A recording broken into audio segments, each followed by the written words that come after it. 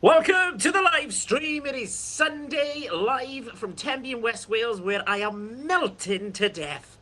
Welcome everybody. I pulled together some cracking guests who this evening. I'm not being funny, right? But I could pull through a live stream. Here we go. We got Christian from the Vinyl Sanctuary with us this evening, returning guest. Another returning guest, Cam, the Vinyl Narrative, and another returning guest for you. It is Christopher from the AV Room. So, VC, you need to subscribe to these channels. I'm subscribed to everybody I am looking at right now. They've got amazing channels. Trust me on this one.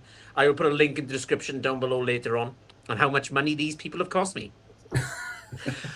So, Likewise. yes. So, this evening, Yeah. this is the theme for this evening. You've watched YouTube, you've seen a video of Christopher, of Cam, of Christian, anybody else in the vinyl community, and you're going, do you know what? I'm going to go and pick that up. That seems like a good idea at the time. So, we will see. Going through discussion, I'm going to go through the panel real quick, but that is the theme for this evening. Recommendations from the vinyl community. You picked up artists, albums, singles, 45s, whatever it is. Equipment, Christopher. Could be equipment, but we will see. Let's go to Christian at the Vinyl Sanctuary. How's it going, mate? How's things with you? I'm very, very well. Thank you, matey. Thank you very much for having me back on the platform. And it's lovely to meet you too, Cam and Christopher. It's really nice to have the chance to say hello to you both. So, similar story to you. I am currently very warm at the moment, trying not to melt, but really excited for this live stream and really looking forward to finding out all the different records and singles that members of the VC have recommended to you guys. I am really excited to see what you three are going to be showing the audience today. Cool. Cam, we will discuss how much money you cost me in the last year. Well, but yeah. How's things with you, mate? Yeah, all good, all good. I mean, as you say, I cost you loads of money. I hope it's all good stuff. It's not like, money down the drain. I hope. No, I'm just going to show all the crap you've recommended this year. Yeah, yeah, that's it. Cam doesn't recommend he recommended this. What was he talking about? Yeah. No, all good. Thank you, mate. All good. How's the weather treating you, Cam? It's been all right today. It got, I think 32 was the highest it got to. Not as hot as it was in Tenby or where Chris is either. But yeah, there is a bit of a breeze now, which is nice. So I've opened the door. I'm hoping it will come in. So far, it's not been, but we'll see. We'll see. All good. Just before I go to Christopher, just a quick one while it came into my brain because I'm getting older now and I keep forgetting stuff. But if you want to ask the panel a question, ask them. If you want to ask Christian, say Christian question. Cam's different because his name's Cam, but because there's three Chris's here. If you want to ask Christopher a question, Christopher first, then ask him a question. If you want to ask me, just say, "Hey, dickhead, got a question for you," and we'll go from there. All right. Christopher. That's what we all do anyway. So. Oh, he's on form. I love it. Come on, Cam, bring it on, mate. Right, Christopher, over to you. How's it going, mate? How's things do? One bit. Yeah, hi guys. Yeah, we were just discussing how hot it's been everywhere, and I think global warming is definitely real now, as far as that goes. That theory. I mean, I'm in Texas now, and it's always hot. I guess it's always been hot, but even the people that are born here say this is different. So, whatever you can do, stay cool, brothers. Cool. Will do. Will do. Do my best. Yeah. And being where you live, Christopher, I should imagine, is there much air? Like any wind at all, or is it kind of just? Yeah, you learn quickly to stand anywhere there's shade, because if you're standing in the shade, it's literally enough to tolerate 100-degree weather, because it's maybe 90 degrees in the shade. 100%. In fact, last Sunday, I got gifted from my wife an early birthday gift, a propane weed burner. So I look like I've got a flamethrower, but it's to burn the weeds that grow around the perimeter. And I was excited, and I wanted to see how many weeds I could burn with this thing. And before you know it, she came outside, and she's like, "You've been out here for like 3 hours in the sun in a black T-shirt with no hat." And I said, the tank's almost empty. I can feel it. I feel like it's almost empty. And she told me for the next 2 hours, I had a psychotic break. I went inside, I took a shower, tried to drinking, and then I threw up violently for like an hour, and then I passed out.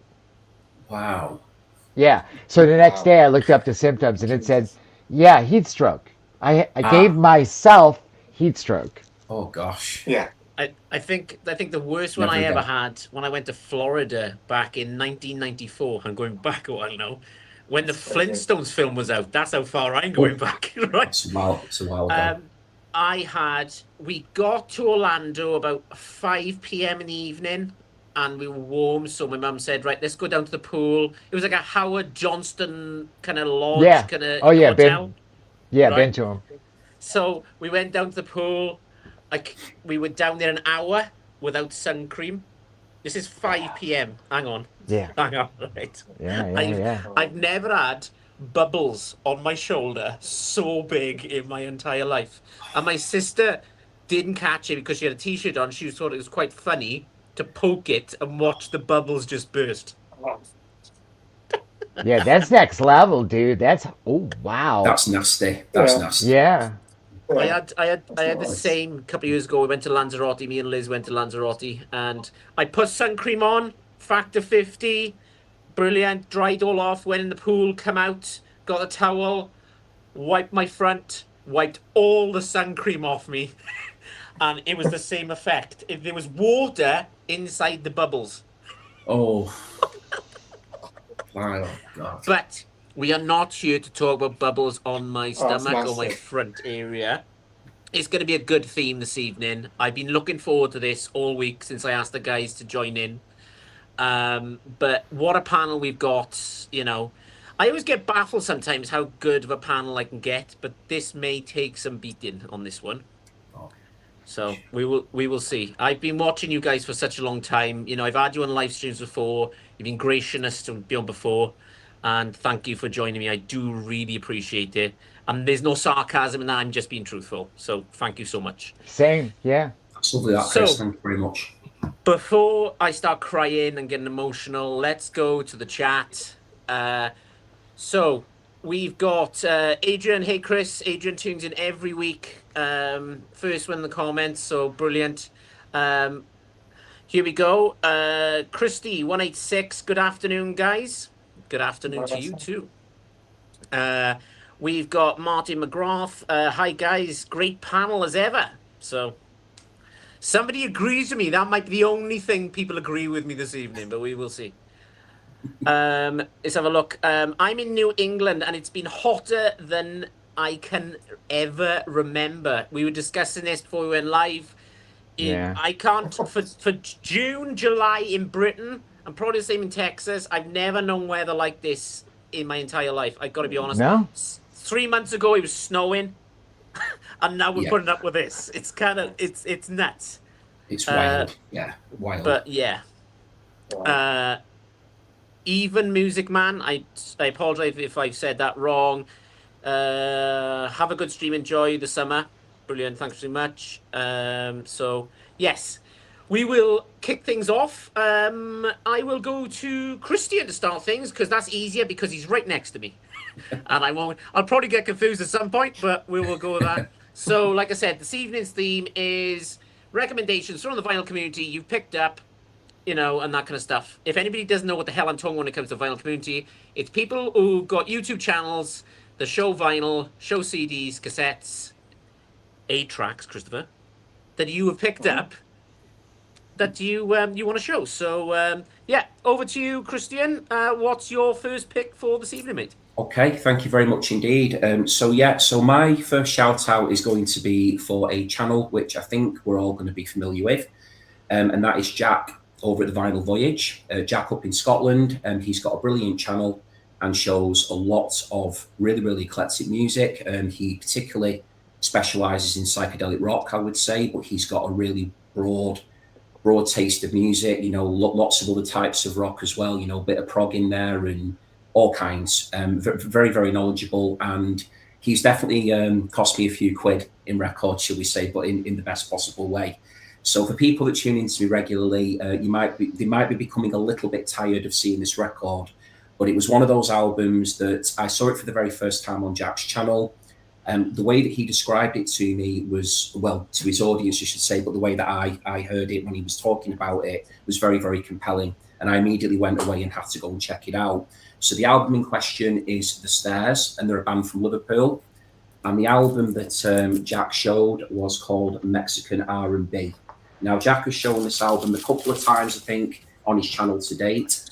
And they are a group that I think, from memory, Jack got into when he was in college. I think he mentions the first time that he was really listening to this group. And for anyone who may be unfamiliar with The Stairs, as I was, they are a group that very much plough like a psychedelic rock furrow. They've got a really lovely kind of garage rock sound to what they do. This came out in 1992, and I believe it was their only studio album. It's a mono recording. So if you're into the likes of, Nuggets era, 60 Psych, stuff like the 13th Floor Elevators, Chocolate Watch Band, the Standells, the Seeds, that type of stuff, if you're into your Rolling Stones and them era, Van Morrison, that type of thing, then I think you're really, really going to enjoy this record. So there's a bit of Psych in there, there's a bit of Birds Jingle Jangle in there as well, and it is just a really lovely album, and I'm really grateful to Jack for pointing me in the direction of it. And just very quickly, before we move on, I also, because of Jack, bought this EP by The Stairs as well, which is called Weed Bus, and that's the group there on the front. This is Edgar Summertime here, who is the lead singer of The Stairs, and he also plays the bass. This is a lovely, lovely EP, this one, and the track Weed Bus, I would say, sounds like a mashup of The Last Time by the Rolling Stones and Magic Bus by The Who. So if you're into those groups, I think you're going to really, really like this track. There's also another brilliant song on here called Flying Machine, which is very, very birdsy. So all that really good 60s stuff. It's perfect to be listening to in this kind of weather as well. So please do check out The Stairs. And if you're not familiar with the Vinyl Voyage, then please do check out Jack's channel as well. Cool. Yeah, Jack's got a really good channel. He does the quiz as well, doesn't he? I think He does. Just The finished. VC quiz. Just finished. Yeah. Cool. This is going to cost me so much money. It's funny you say that, because I was just thinking to myself, I'm like, this show's going to cost me money. It's top guy. And he has insane luck at like Facebook Marketplace as well. And I'm going to get in a lot of trouble from my wife. She's probably downstairs watching this right now. Keep an eye on what you're up to. Yeah, dude, it's going to get expensive. It can. But I'm also making a prediction that everybody's going to have cooler picks, because honestly, I think I misunderstood the assignment, because I did it on a mass level. Like, as I'm sitting here and Christian was describing, making notes. I'm like, man, all I did was get the stuff they told VC and Mass told me I needed to buy, or wasn't part of the VC anymore. Might as well just get out. So mine are all relatively big titles, and my first title is a record that I wanted for a long time, and it got expensive at some point, and I was like, when the hell did that album get that expensive? So I just made do with the CD, and it's this thing that took over the VC when they repressed it, which was the Tracy Chapman album. And it came out in that's probably an exaggeration. It came out in a few different colors. And I actually ended up buying, I probably have the other one over here. I bought 2 copies. And here's the thing with it.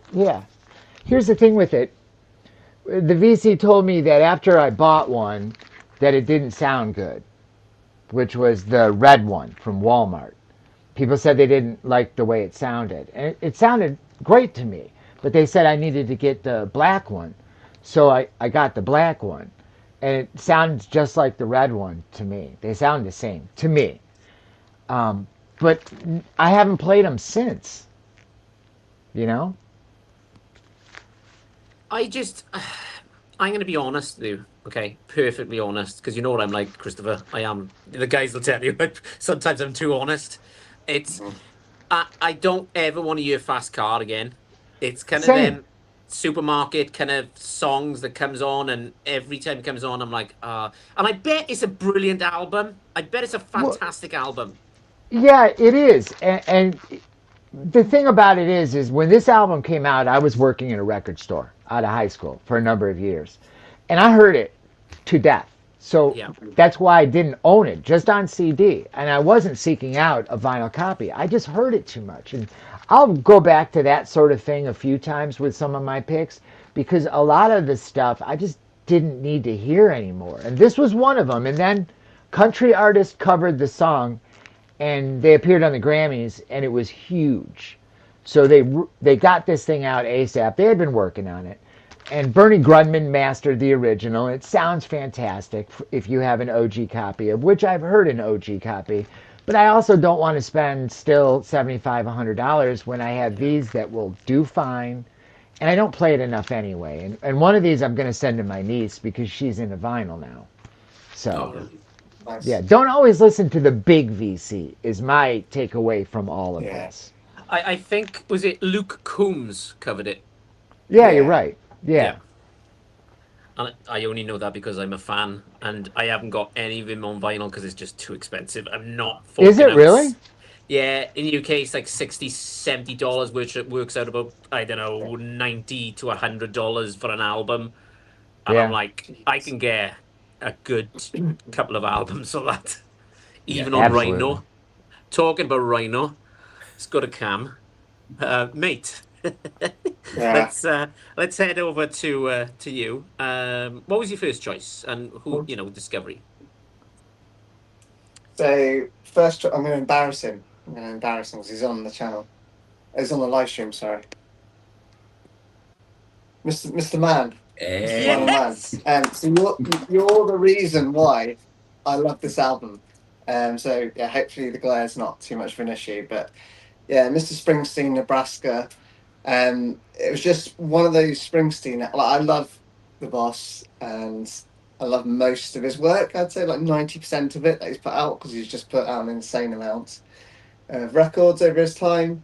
But this is the one that I always found it quite difficult to kind of get into and really love. I don't know why, but like last year, obviously when they did was it last year or was it this year? They did the reissue, the big box Last set year. that Last year. last year. Thought Yeah. it was.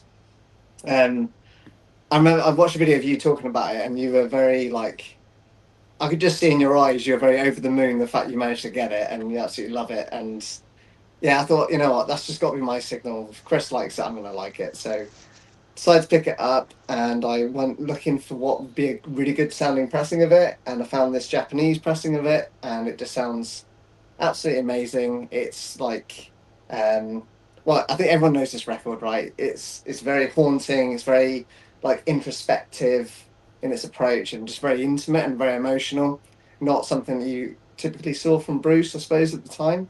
He was starting to get into that kind of stadium rock era, and then he released this. It's almost like he's going to blow up his own career with it. But yeah, this just sounds amazing on Japanese vinyl because it's just so quiet. And it's like you're listening, you're in the studio with him, as cliche as that sounds. So yeah, my first recommendation was for yourself, Chris. Chris Mann, sorry, get the right Chris. Yeah, from Mr. Springsteen's Nebraska. Yeah, amazing record. I Love told it, you, I told you it's Dickhead. It's Mr. Dickhead to you though. But yeah, we will. Mr. Dickhead to you. Mr. Dickhead. Yeah, Yeah. he's called me worse. Yeah. I can't. It's one of them albums in rotation constantly with me. It never gets kind of old, and Cam, if you can get the box set, the electronic one is Yes. just brilliant. And I mean, I was never Yeah. a massive Bruce fan. I will discuss this later on, but I was never a massive Bruce fan until certain people in the vinyl community. We'll go, I'm going to name drop now. David Atkinson, Rob from Northern Revolutions. Joe was usually with me, my partner in crime. He's not here this evening because he's commentating on a BMX rallying thing because he does all the stuff like that. But there was so many, and I was like, "Oh, do you know what? I got the greatest hits. That's enough." And they kept on and on and on. I was like, "Right, let's give it a go. I'll stream it. I'll just stream it." What? You know what what's the- happened is Born in the USA blew up. And that's one of the most un-Bruce-like Bruce things he had done up until that point. And Nebraska is a great pick, and I think a lot of people that are getting into Bruce miss Tunnel of Love. I think that's Great an album. equally powerful, quieter Bruce. But I do have a Bruce story, and I know we have time. It's a short story. So I was a huge fan of Terrence Trent D'Arby, and Okay, yeah. he always played Detroit. So the second album comes around, and he plays Detroit. Or was it the first? Hell, it might have been the first. But Bruce was in town playing on the Born in the USA tour in Detroit. And I was at the night before this Terrence Trent D'Arby show. And Yeah. I had front row seats. So I was super happy, super excited, big fan. And I'm watching the show, 2 or 3 songs in, and all of a sudden you just see everybody doing this. Everybody in the place is doing it. It was a small venue. It wasn't a big arena or anything. It was a C-size, mid-tier kind of place. They held up maybe 2,000, 3,000 people. And I'm Yeah. like, what is going on? Everybody's pulling away from the show. And the show kind of stops, and I turn to my left, and coming down the aisle is Bruce Springsteen. And there's 3 empty seats next to me. And I was like, and I not a Bruce Springsteen fan at the time, mind you. This is 1987, I think. Yeah. And I knew him. He was on my radar. I liked Born in the USA stuff, rah rah, but it wasn't my thing. I was trying to be different and edgy, So Terrence Trent D'Arby, and sits down. So he had a handler sit down next to, in between us, then Bruce, and then maybe his manager or guest or something. Yeah. So for the rest of the show, I just had to keep doing this, like. And we didn't have phones. Like, you couldn't have taken a picture. Yeah. We didn't have Wow. these. Yeah. So, yeah, that story stayed up here for years until now, There you go. Wow. Nice. Yeah. Terence Trent That's D'Arby very and Bruce cool. Springsteen in one night. It's all right, isn't it? right? Bad, so Yeah. Amazing. Let me. The chat is going nuts. Let me just quickly go to the chat because it's getting busy. Okay. Spencer, how's it going, mate? Good evening, gentlemen. How's it going? Hope you're well, mate. Okay, so Christy's saying, I still need to pick up that Tracy Chapman reissue. I hear it did a great job on that pressing. Now, if there's a guy who's going to talk about pressings, Christopher, is it a good pressing? Yeah, it's a Chris Bellman cut, Okay. yeah, and it sounds it's good. fantastic. I mean, it's got good genes to begin with, and Bernie did the OG. So for this copy, yeah, it was Chris Bellman, and I want to say there were just different colors, but Bellman did them all. Don't quote me on that, but I have a Chris Bellman on both of these. One might be, yeah, I think they're both Chris Bellman, but they sound fantastic. And for a $20 record, $24.99. I mean, and I guess she kept that price down. That was part of it. She said the price stays down. So good on Tracy Chapman. I'd be okay, Yeah, to be nice. honest, if Fast Car was the first track and I can just move the needle. Yeah, maybe it is. It's probably it is. So, It's not a good it's song, talking yeah. about It's a good Revolution, I record. think, It's a the good opening record. track. Yeah, second song. Yeah, second track. Yeah, it is, yeah. Sorry, And you Christy, got to you hear are the right. first one. Yeah, the first. Talk about a revolution. It's Yeah. way better than Fast Car. It's less fatiguing. I shouldn't say it's better. It's less fatiguing on my ears. I Yeah. got a few years on you guys. I have 10 extra Yeah. years of listening to Tracy Chapman. Yeah, nobody knows this, but I'm actually the oldest person here. I'm 70 years of age. Right, okay. Richard's Vinyl Tap House, mate. How is it going? Hi, all. And he's obviously happy that Bruce. There you go. Yeah, Um, naturally. And Christy's saying, what a beautiful copy of Nebraska. Such a good album. The River is another favorite of mine from yeah. his catalog. Well, yes. Love the- I'm a weird Bruce fan, I am, because it changes from every day to me. Like, I keep going back to Nebraska, but the River will come up. Or I'm not going to say too much because I'm going to show something. But yes, okay. One of my favorite Americans is here. Trevor, Flat, Roan, and Spun. There you are, mate. Hello, gentlemen. And Chris. Which You one? son of- Which one? He's talking I'll about take me. it. He's being He's a left son of a it. Definitely talking about me. bitch. Oh, yeah. So, and my other half is here, which is using the Dale's account. Hi, Liz. uh, so, okay, so here's one, Patrick, Leah. This is for Christopher. You need to get the translucent orange, Tracy Chapman. It is far superior to the red and black. Yeah, I was just Okay. leaning over to respond to him Right. because I saw Okay. Patrick in the peanut gallery, and I said no. I know Patrick. I know Patrick well. He's a great guy. We text all week. He puts up with me and vice versa. So I'm not Nice. buying another copy. That ended with the last live stream I did in the U.S. here, where everybody was bagging on the multiple copies of Asia that I picked Yeah. up. Yeah. Maybe we should start a Patreon for you so you can pick up every single variant and do a video. Well, you for know it. and you know this, Chris and Cam and Christian. You guys know this. People want to know. They want to see that Yeah. you bought it. They want to see that you have it, and they want to see that you listened to it and compared it. And then whatever you say still isn't right. No. Mm. That's where we put ourselves, right in the crosshairs, you know. But Yeah. Yeah. yeah, my wife found out that she didn't know I had That's multiples it. up until Yeah. the show I did, and she was Yeah. like, It's you awesome, have yeah. multiple copies of the same album? The horse needs hay. Cool. Wow. Right. Okay. My turn. We got to my turn. It's been Yeah. 26 The priorities, minutes. yeah. We've got to my turn. Okay. Now, I'm not sure if you guys are aware of. I think. So I subscribed to Frank 33 RPM. That was my first subscription I did before I even joined the vinyl community. Just because I was looking for turntables, and he's got a kind of series on there called the Vinyl Dens, Hmm. Yeah. where he shows people of their record rooms. And one of them on there was Nick from the Vinyl Den, and that's how he came up with the name, the Vinyl Den. Now every week or every twice a week, he'll show new releases, what's coming out, that kind of stuff. I've got so many albums I bought from Nick from recommendation. I even got on the Grateful Dead about the greatest hits, which I think is terrible, but it's not my kind of music. I think it's more of an American kind of thing. But he did recommend an album to me a few weeks ago. And being a massive Foo Fighters fan, I think you know where I'm going with this. So this is Violent Grow. So this is her new album. I love this. I think it's fantastic. Think Paramore. Think Linkin Park. A bit of Foo Fighters touch on this one. I think Steve Carlson showed this today.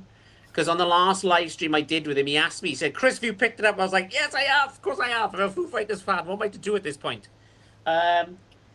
Went to the web store itself because you all know I like a bit of colored vinyl. So I picked up the white vinyl on this one. And there are no fillers on this album for me. And I know I keep saying this because I'm a Foo Fighters fan. I thought the last Foo Fighters fan was one of the best albums they've made in years. To be honest, it's raw. It sounds like a punk album. Christian, I think you may enjoy it. Give it a few Yeah. streams. Yeah, absolutely. Yeah. But I'm excited to see where this woman goes. If I'm being honest, I Love the just like artwork. I Yeah, like love her the artwork. voice. Yeah. Yeah, it's pretty cool. Yeah, it's So- cool. Yeah. There you go. Yeah. That's a bit of Violet Grohl, and this is called "Be Sweet to Me." You speak to me. Okay. Oh.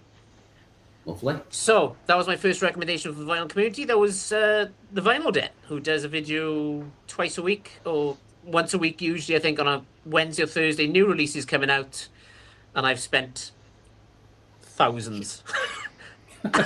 It hasn't worked out every time, but sometimes it does, like that one. So yes, there you go. So there you go. Right. Awesome. Okay. What we got here? Hit the thumbs. Yeah, you could hit the thumbs up if you want. It's entirely up to you. I don't know if it's going to work on StreamYard though, but we'll see. Right. Okay. We will keep things moving. Christian, up to you, mate. Yeah, what was that's your me. second choice there? Yeah, thank you very much. And I think what's been really important or really cool now that we've kind of had one round is just how lovely we can be influenced and inspired to buy these records just by, Cam mentioned it earlier, when you hear a person speaking about something with so much passion, and you can really feel the enthusiasm coming through the camera when you're watching other people talking about music. And then, as you just said, Chris, then it's about just taking a punt, I think, and seeing if something lands with you in the right way. And I think there's just something really exciting about that. So I just wanted to add that in because I do think this whole theme tonight is a really lovely thing to be doing, because it's giving everybody the chance to share their passion for music with their audience, and then as a result getting people into new discoveries. So I do think that's really, really cool. Can I just, before you go further, can I just ask a quick question? Because this happens to me a lot. How many people watch people on YouTube in the vinyl community and it takes them 4 hours to watch the video because you go ahead and stream it first to see what that music's all about? Yeah. Well, my videos are about 4 hours anyway, so most people probably spend 4 hours watching first, if they manage to get through the first 20 minutes, and then you've got all your streaming to do afterwards as well. Yeah, so yeah, anyone who perseveres with me, I do appreciate that. You're all troopers. But yeah, I do understand what you're saying with that, Chris. I think a lot of the time you're actually spending time streaming and almost trying before you buy, aren't you? A lot of the time. So yeah. Totally. Yeah. Agreed. Sorry, Chris. Go on, mate. Go on. Not at all. So this one I'm going to show here, I think it kind of made a bit of a rumble in the VC in various areas. I think Vinyl Richie might have shown it, and a few other people did. But the channel that I saw it on initially was Baggy Hi-Fi, which is John. He's based in the UK, and this record is by a chap who goes under the name of Sharp Pins, and this album here is called Balloon Balloon Balloon. So it was John at Baggy Hi-Fi. I was checking his channel out, and he does brilliant needle drops on his channel, and he played a little snippet of the opening track on this record, which is called Pop a Fang Out, and it sounded like really sort of a bit sort of Big Starry to me. There was a bit of a Beatles influence in there. And then I was just really, really taken by not only John's description of the record, but that little needle drop he did on the opening track. So I went away, and as Chris was just talking about, I went and streamed it, gave it a listen, loved it from start to finish. There was loads of influences in here that really light me up. There's a lot of, as I just mentioned, Big Star, who are one of my favourite groups of all time. There's a Guided by Voices vibe going on here as well. So some of the songs in places are quite lo-fi sounding, almost sound a bit kind of home demo-ish, and then there's a few other tracks which from a production point of view sound a little bit more fleshed out. But from a songwriting perspective, this chap, I think his name is Kai Slater, he's got talent to burn. He's a multi-instrumentalist. I think he plays all the instruments on this album. He's got a real gift for melody, some very intriguing lyrics, lovely singing voice as well, great harmonies. So again, quite similar to what I showed before with The Stairs. If you're into your sort of 60s, 60s sort of Birdsey and stuff, Beatles, but then a bit of that 70s power pop in here as well with Big Star, and then your 90s sort of lo-fi alternative Guided by Voices. Think of all them being put in a blender, and you get Sharp Pins as a result. So that's my shout out to John at Baggy Hi-Fi, and thank you very much, John, for pointing me in the direction of this group. He's someone who I'm definitely going to be keeping an eye on. I think he's a real talent, that lad. So I think he's only in his early 20s as well, so definitely somebody to watch. See, that's a channel I've never heard of. Cool. Like, he's great. Yeah, John at Baggy Hi-Fi is brilliant. I really like John. Very good indeed. Yeah. Christopher, are you taking notes? I'm just as I'm sitting here, I'm thinking I have other albums I should have pulled for this, and I'm trying to decide if I know where they are. My stuff's not alphabetized, and I hate myself for it. How do you find anything? Wow. 15 minutes of looking and several different pairs of glasses and a lot of bending over. Yeah, it's a nightmare. That's too I go, low you know for what? me. A lot of what I decide to listen to, I literally walk up to the piles and pull stuff. It's usually just by the seat of my pants what I listen to. Sounds kind of liberating, but then it's sort of really, really sending my OCD tendencies into overdrive a bit as well. Now, Well, again, I worked in a big record store, and when you have to do inventory, you get bored with that, and that's maybe why I ended up this way. Why is ZZ Top right next to America? Okay, so just a quick one. Jack is here. Thank you, Jack, for joining us. That's a belter, Christian. Love that Yeah. album. I saw Vinyl Richie show it, so it's done the rounds. So he Yeah. saw it Mhm. from Yeah. Vinyl Richie. You saw it from him. Well, but from both of them, and you've decided to stream it and then pick it up. So that's great. Yeah, so I saw it through Baggy Hi-Fi, and yeah, great to see you, Jack. You might like one of the records I showed earlier as well. I did mention a certain somebody who may have got me into that album, so a certain Scouse band that you've heard me prattling on about a few times now. There you go. Right, we will keep things moving then. Over to you, Christopher. Yeah, I'm going to pick one that a friend of mine who has a show in the U.S. Well, no, he's Canadian, so it's Canadian based. His show covers a lot of really some nuanced and some big stuff. And he had this gentleman on who owned the label Intervention Records. And I was like, they were talking about it, and then they said what they had released, and I was like, oh my God, I've been looking for that forever. And the original pressings are some, they're stupid money for me anyway, $100, give or take. And they had repressed this album, and it's Matthew Sweet's Girlfriend.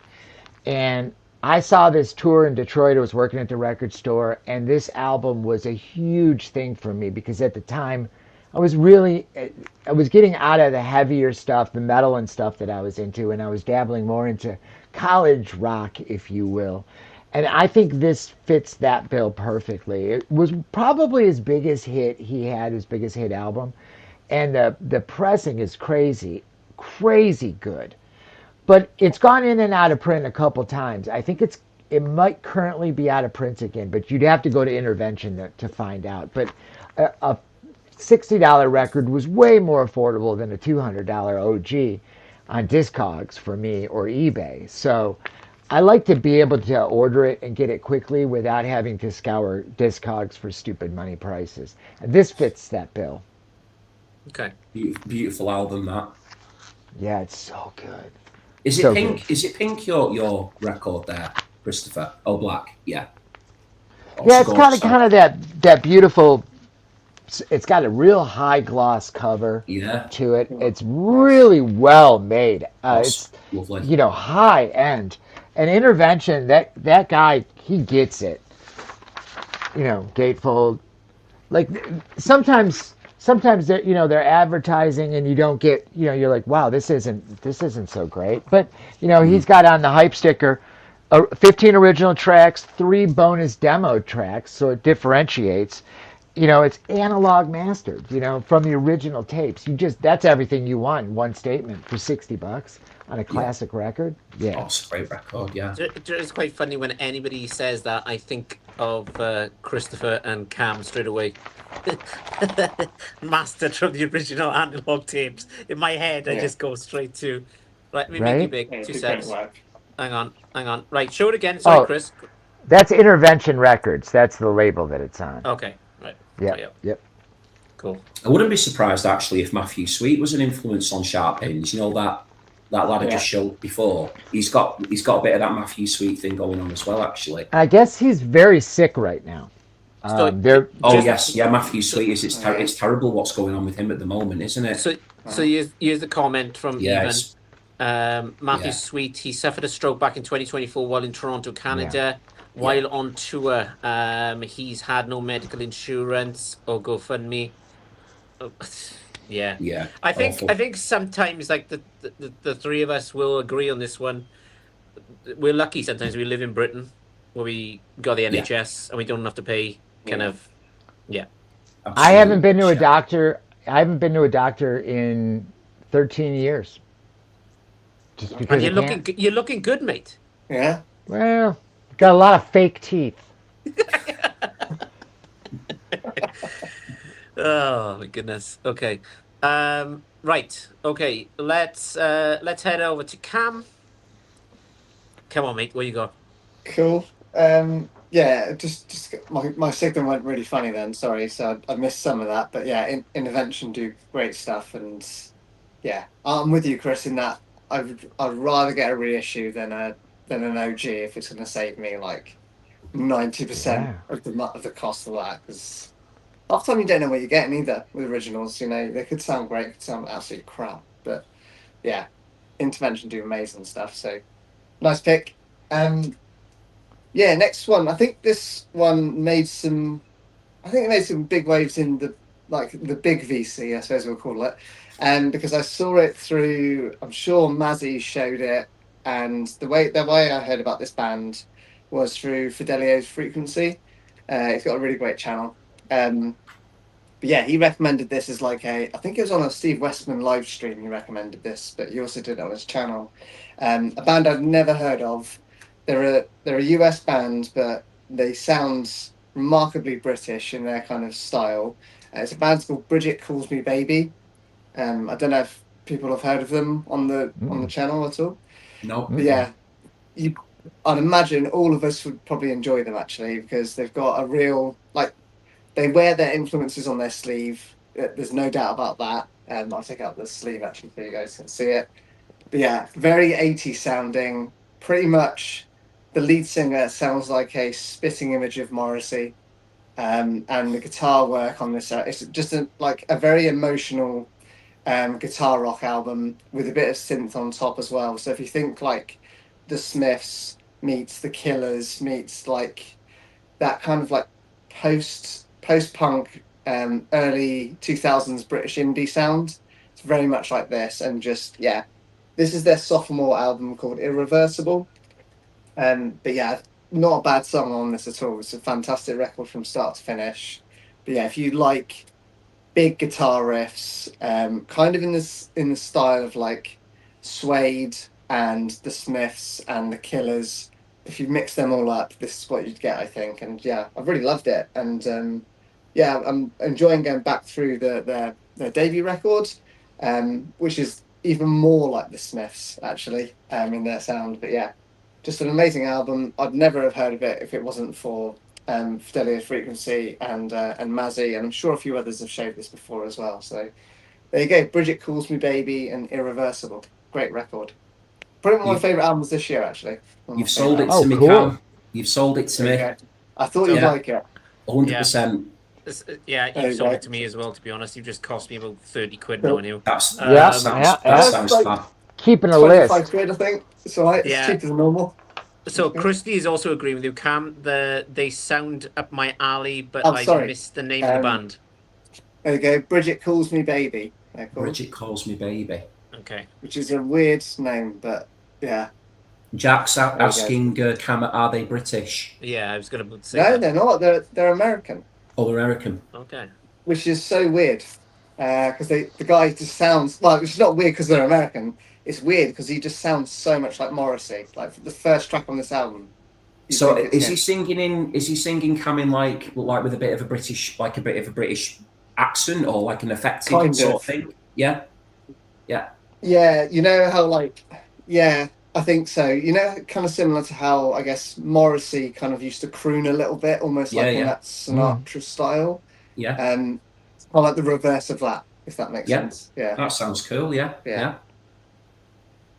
Brilliant. good record. There you go, Cam. Thank you. It There you go. No worries at all. Even He's a cost salesman, is Cam, isn't he? He's a salesman when it comes to plugging these records. I'm He's- 100%. Yeah. I'm gonna have to buy that now at some point. I'm gonna have to get that. Good. That sounds right up my street. That one. I think it'd be a lot of Nice. people in the panel tonight rewatching this live stream later on. Yeah. Dude, yes. Yes. That might be easier for you, Christopher, to rewatch it rather than the amount of Yeah. times I've had to.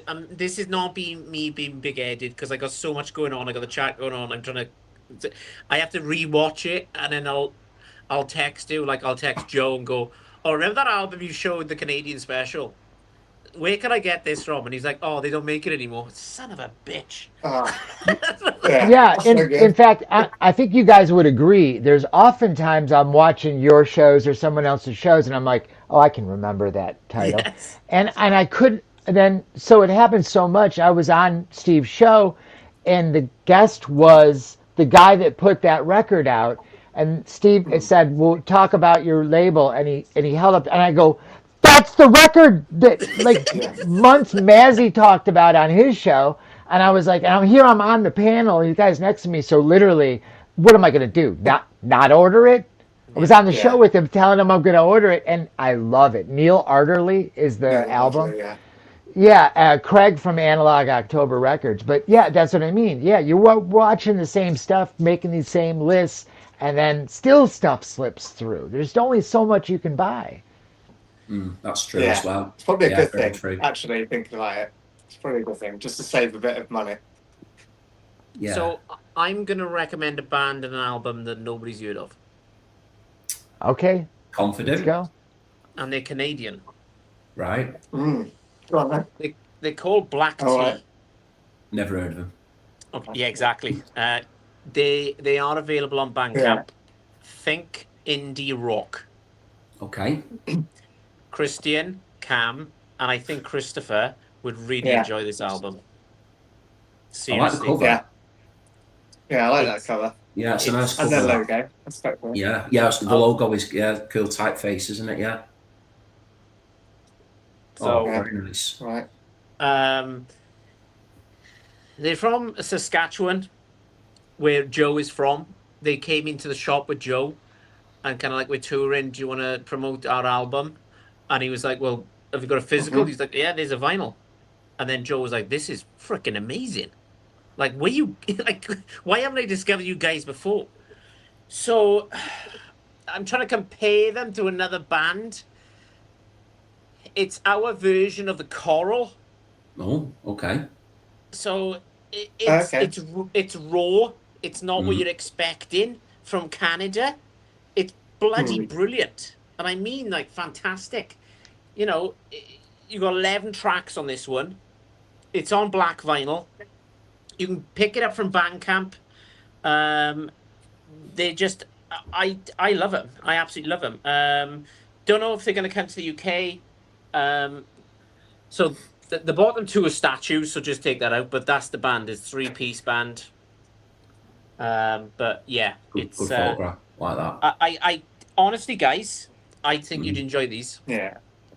Cam, I think you would. Seriously, I think it's right up your alley. Honestly, There you go. You know, bit of Okay. Canadian music, indie rock, reminds me slightly of the I've Coral. written it down. So they're only available on Bandcamp. But Bandcamp, right? Okay. here you go. Sounds Yeah. great. Yeah. I will put the link in description down below so you can go Yeah. and check them out later. Please do. Right. Yeah, a lot of Oh, bands are on Bandcamp now, getting discovered. Yes. There's a lot at the moment. I've discovered a lot. Sorry, I forgot to mention as well. Yeah, so Joe from Racer Joe, who's my sidekick and partner usually, he put me onto this, and he showed it on his channel, and interviewed them. Because Joe's got two channels. He's got Racer Joe and he's got On a Vinyl, which he runs for his record shop, and he Right. was showing them on his record shop. I'll put a link down below for Joe's channel so you can, on the video, so you can. He's interviewing the drummer, Oh, brilliant. kind of thing. So yeah, it's cool. So there you go, bit of black tea. So Black tea. yeah, Black tea. Good They name. got served Good a name. cease and desist from Black Key. Yeah. pretty much. Yeah. Right, Christian, over to you, mates. What have we got next? Brilliant. Okay, so this was a recommendation years and years ago. This is like well before I started making videos of my own, so I've been going a couple of years. But this is a chap called John Heaton. So I don't know whether he technically qualifies as being in the VC. I'm pretty sure he does. He's got thousands of subscribers and he does show records on his channel. But I'm not sure if any of us guys are aware of him or anyone in the comments might be watching. But he's called John Heaton. Typically specialises in a lot of 70s rock. You know, he loves the Beatles and Dylan and stuff like that. So this record I'm going to show here has got links to the Beatles. Again, this will be an album for people that tune into my channel regularly. Will have seen it pop up quite a lot. So coming up next for me, it did come about as a recommendation from John at the time for me to go and buy it. Because again, he spoke about it just so compellingly. We've got Straight Up by Badfinger. So this is another power pop record that I'm showing here tonight. There is quite a few power pop albums in my little batch here, so I'm beginning to make a connection that when it comes to VC recommendations, I tend to gravitate towards power pop fans, because there's a few here that I wouldn't have checked out had it have not been for checking in and watching other videos. So this is a group here. You've got a couple of members from Liverpool in Joey Molland here, and Tom Evans were from Liverpool, and then Mike Gibbons and Pete Ham were from Swansea. So they are regarded as one of the greatest power pop groups of all time. This is a wonderful album. It was co-produced by George Harrison and Todd Rundgren. It's got the song Baby Blue on here, which I believe was made famous by the program Breaking Bad. I'm going to be completely honest here and say I've never ever watched that program, but I believe that Baby Blue is used to very, very dramatic effect on that series. But it's got some other wonderful tracks on here as well, such as Take It All and The Name of the Game. And yeah, again, if you're into your early 70s power pop, really lovely harmonies, crunching guitars, then please do check out Straight Up by Badfinger. This, for me, is their best album. They've done a lot of really good albums, but that one in particular is my favourite. And from memory, I think that one came out in 71. I think that was. Yeah. And that was on Apple Records, which is why they've got the link to the Beatles there as well. Richard from Richard's Vinyl Tap House, if you're still watching, you need to pick that one up there, mate, because he's into his power pop massively, isn't he, Cam? Yeah. I'd say that Straight Up by Badfinger is like power pop sort of top tier stuff, in my opinion, that one, Yeah. I love Badfinger. So we got an international superstar with us tonight. It's MKG Boston. He's doing the Bash this weekend coming up. I know that David Atkinson is already in Toronto with Brian from Embryonic Robot. I can imagine they're getting drunk and wrecking the place as we speak. Greetings, Earthlings. Hey, Mike. I hope you're well, mate. Hopefully next year I can try and get over there somehow, some way. So I've decided I'm going to Canada next year. Yeah. Next September, I'm meeting up with Rob from Northern Revolutions, Brian Embryonic Robot, Joe. I'm going up to Frank from 33 RPM. So I'm doing the whole kind of tour thing. So that should be fun. VC meetup. That's a hell of a distance. Because actually now you can catch a flight from Cardiff, Wales to Toronto. Oh. And listen to this, guys, £300 return. Oh, wow. What? Okay. That's well good. That's really good. That's incredible. So Christopher, I'll do the thing for you. It works at about $380 return from Cardiff Airport to Toronto. 7 hours. It seems like the numbers, because I hear people from Canada and the UK talking about they seem really close to what it, with the exception of shipping. Shipping seems to be crazy. Mate. Do you know what? Rob from Northern Revolutions was going to send me a band. There's another recommendation. White Horse from Canada. Okay. Yeah, they're cool. They're good. Yeah. For him to send 2 albums to me in Wales would cost him, I think it was like 190 Canadian dollars. So if I translate that into pounds for you boys, that works about £150. Mm-hmm. Yeah. Oh wow. Crazy. Okay. What is happening? Yeah. So well, no idea. But what's Mike saying? I spoke to Embryonic Fashion icon today. He's in the bar with Atkinson. Low noise Jason Shields and Fred Vine Latex right now. Oh, yeah. I can't wait for David to bring looking after Dave. Well, Dave can't. Look, I went to Lincoln with. It was me, Gav Axman Spins, David Atkinson, and Rob Walker. And I tell you what, Dave can't drink that much. I mean, like, and then it shows how much we drunk because Rob Walker went live and then deleted it the next day. So that gives you kind of an idea of what happened there. A good time. Yeah. Yes, exactly. So. Right, okay, I've completely lost track. This will give me some... Yeah, okay, there you go. Next, we've got Christopher. It's really me again already. All right, well, let's see here. What can I do? You know what? This one, I talked about briefly on my channel. I don't think I gave it enough eyes.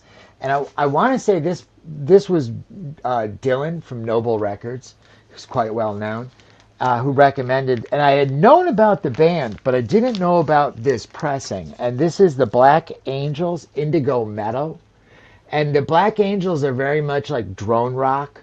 It's a lot of repetition and loop pedals.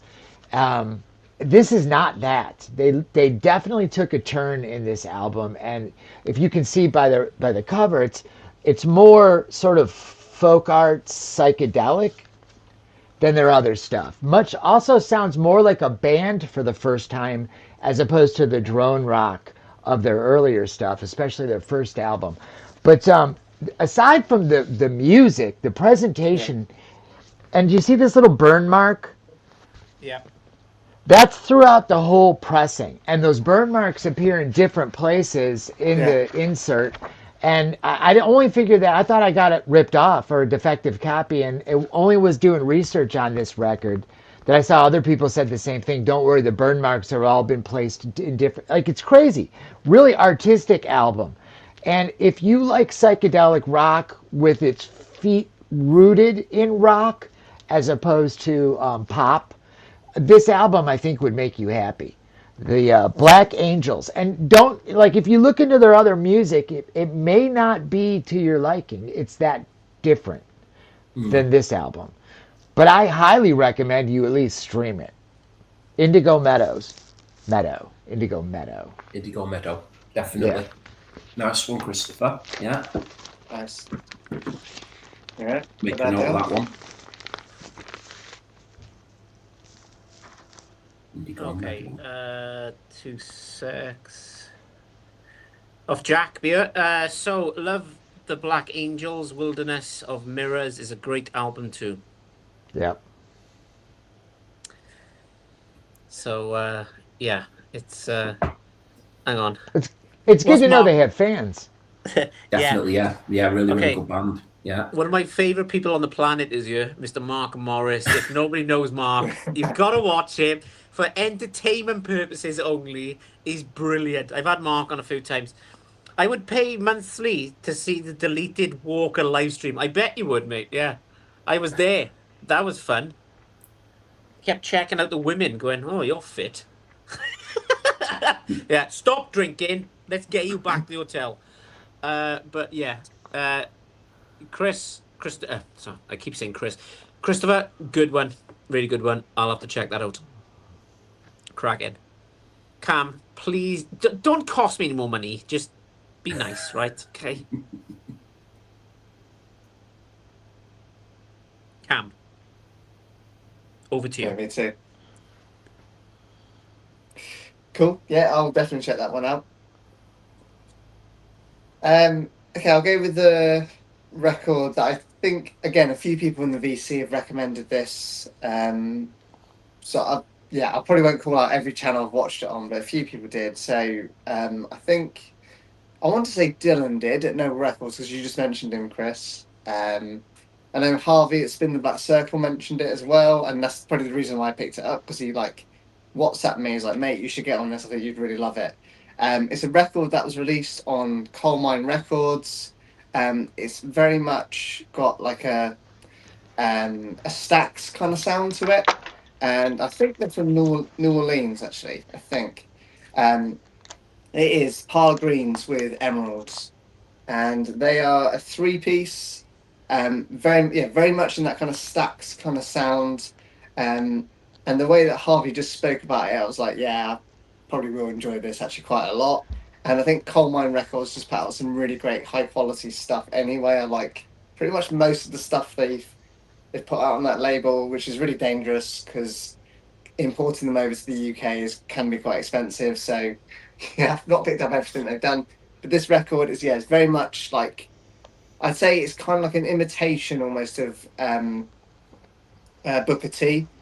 So like if you like, the big Green Onions album, it's very similar in that style, and just like very soulful, very funky, and they do have I think it's like 10 original tracks.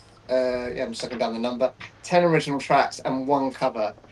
The cover that they do on here is Dolly Parton's Jolene, and it is an absolutely fantastic, very original, very unique cover that they do. It's an instrumental. Where the guitarist pretty much takes the melody lines that Dolly is singing, and then the rest, the other two members of the band, fill in the kind of gaps with an organ and drums. But yeah, Wow. just a really killer record. Yeah, I don't know what else I can really say about this album, but you should definitely hear it. It's released this year. It's not going to push music forward or anything like that. It's not that kind of like, not that kind of, they're not that kind of band. They're very much looking back at history and doing their own take on it. So yeah, fantastic record. And yeah, I like the kind of like the retro vibe they've gone for on the back cover on this nice like tip-on jacket. So the three members are Tim Carman, Jimmy James on guitar, and Adam Scone or Scone, depending on how you want to pronounce his last name. It's got to be So there Scone. you go. Got to be Scone.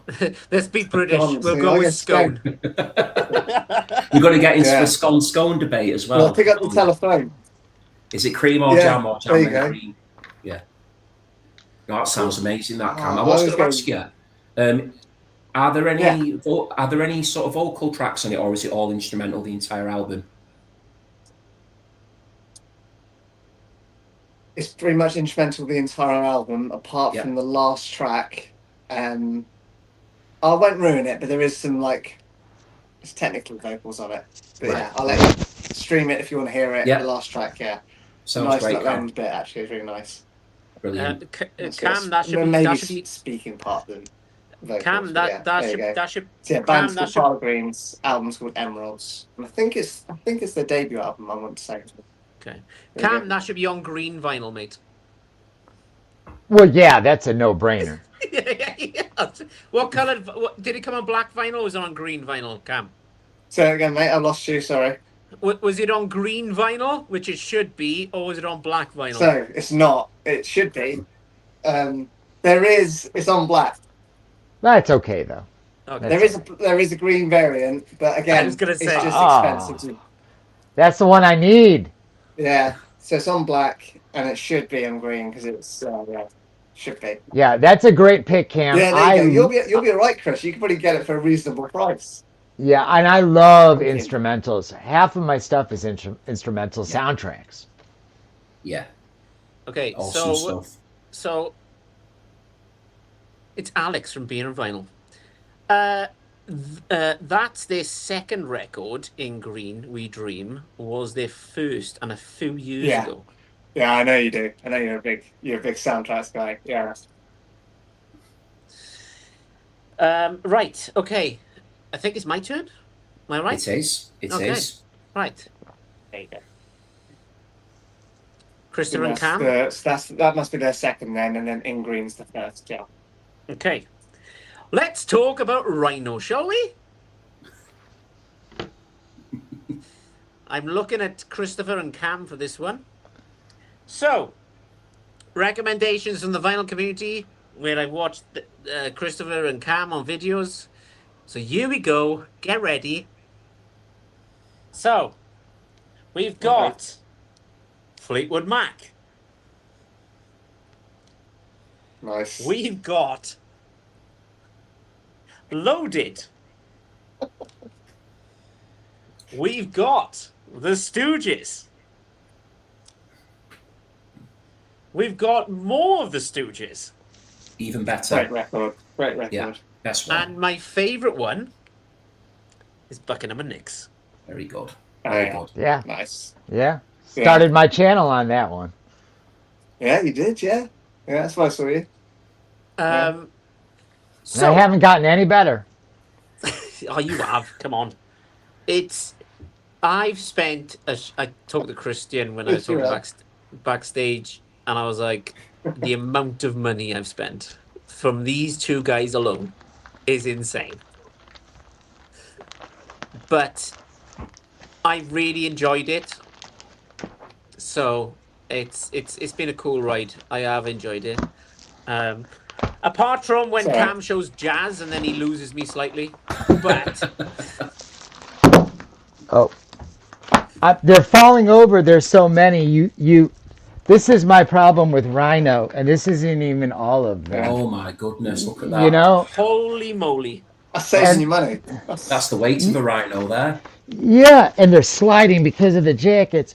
And Tracy got in there, but Oh, I can Yeah. see Adventure Bag Television there. Very Dude, nice. I'm telling you, dude. Wow. Just Rhino High Fidelity. Patrick Milligan from Rhino. Hello? Just Rhino High Fidelity. Not all of them. I have all the boxes too. So to say we're not influenced Jeez. by, Chris died on this podcast. The record pile fell over. You know when I think I've got issues? Yeah, you don't. Yeah. Yeah, and I've had years Yeah. of issues. And I've gotten rid of my record collections 3 different times in my life. Yeah. So I probably have more than I already have. So, but yeah, it's a rabbit hole, guys. Welcome. That's it. We're in this together. We're in this together. What a pile. What a pile. So, Jack is saying the VC must be costing you a fortune, Chris. Load is the best album of the bunch for me.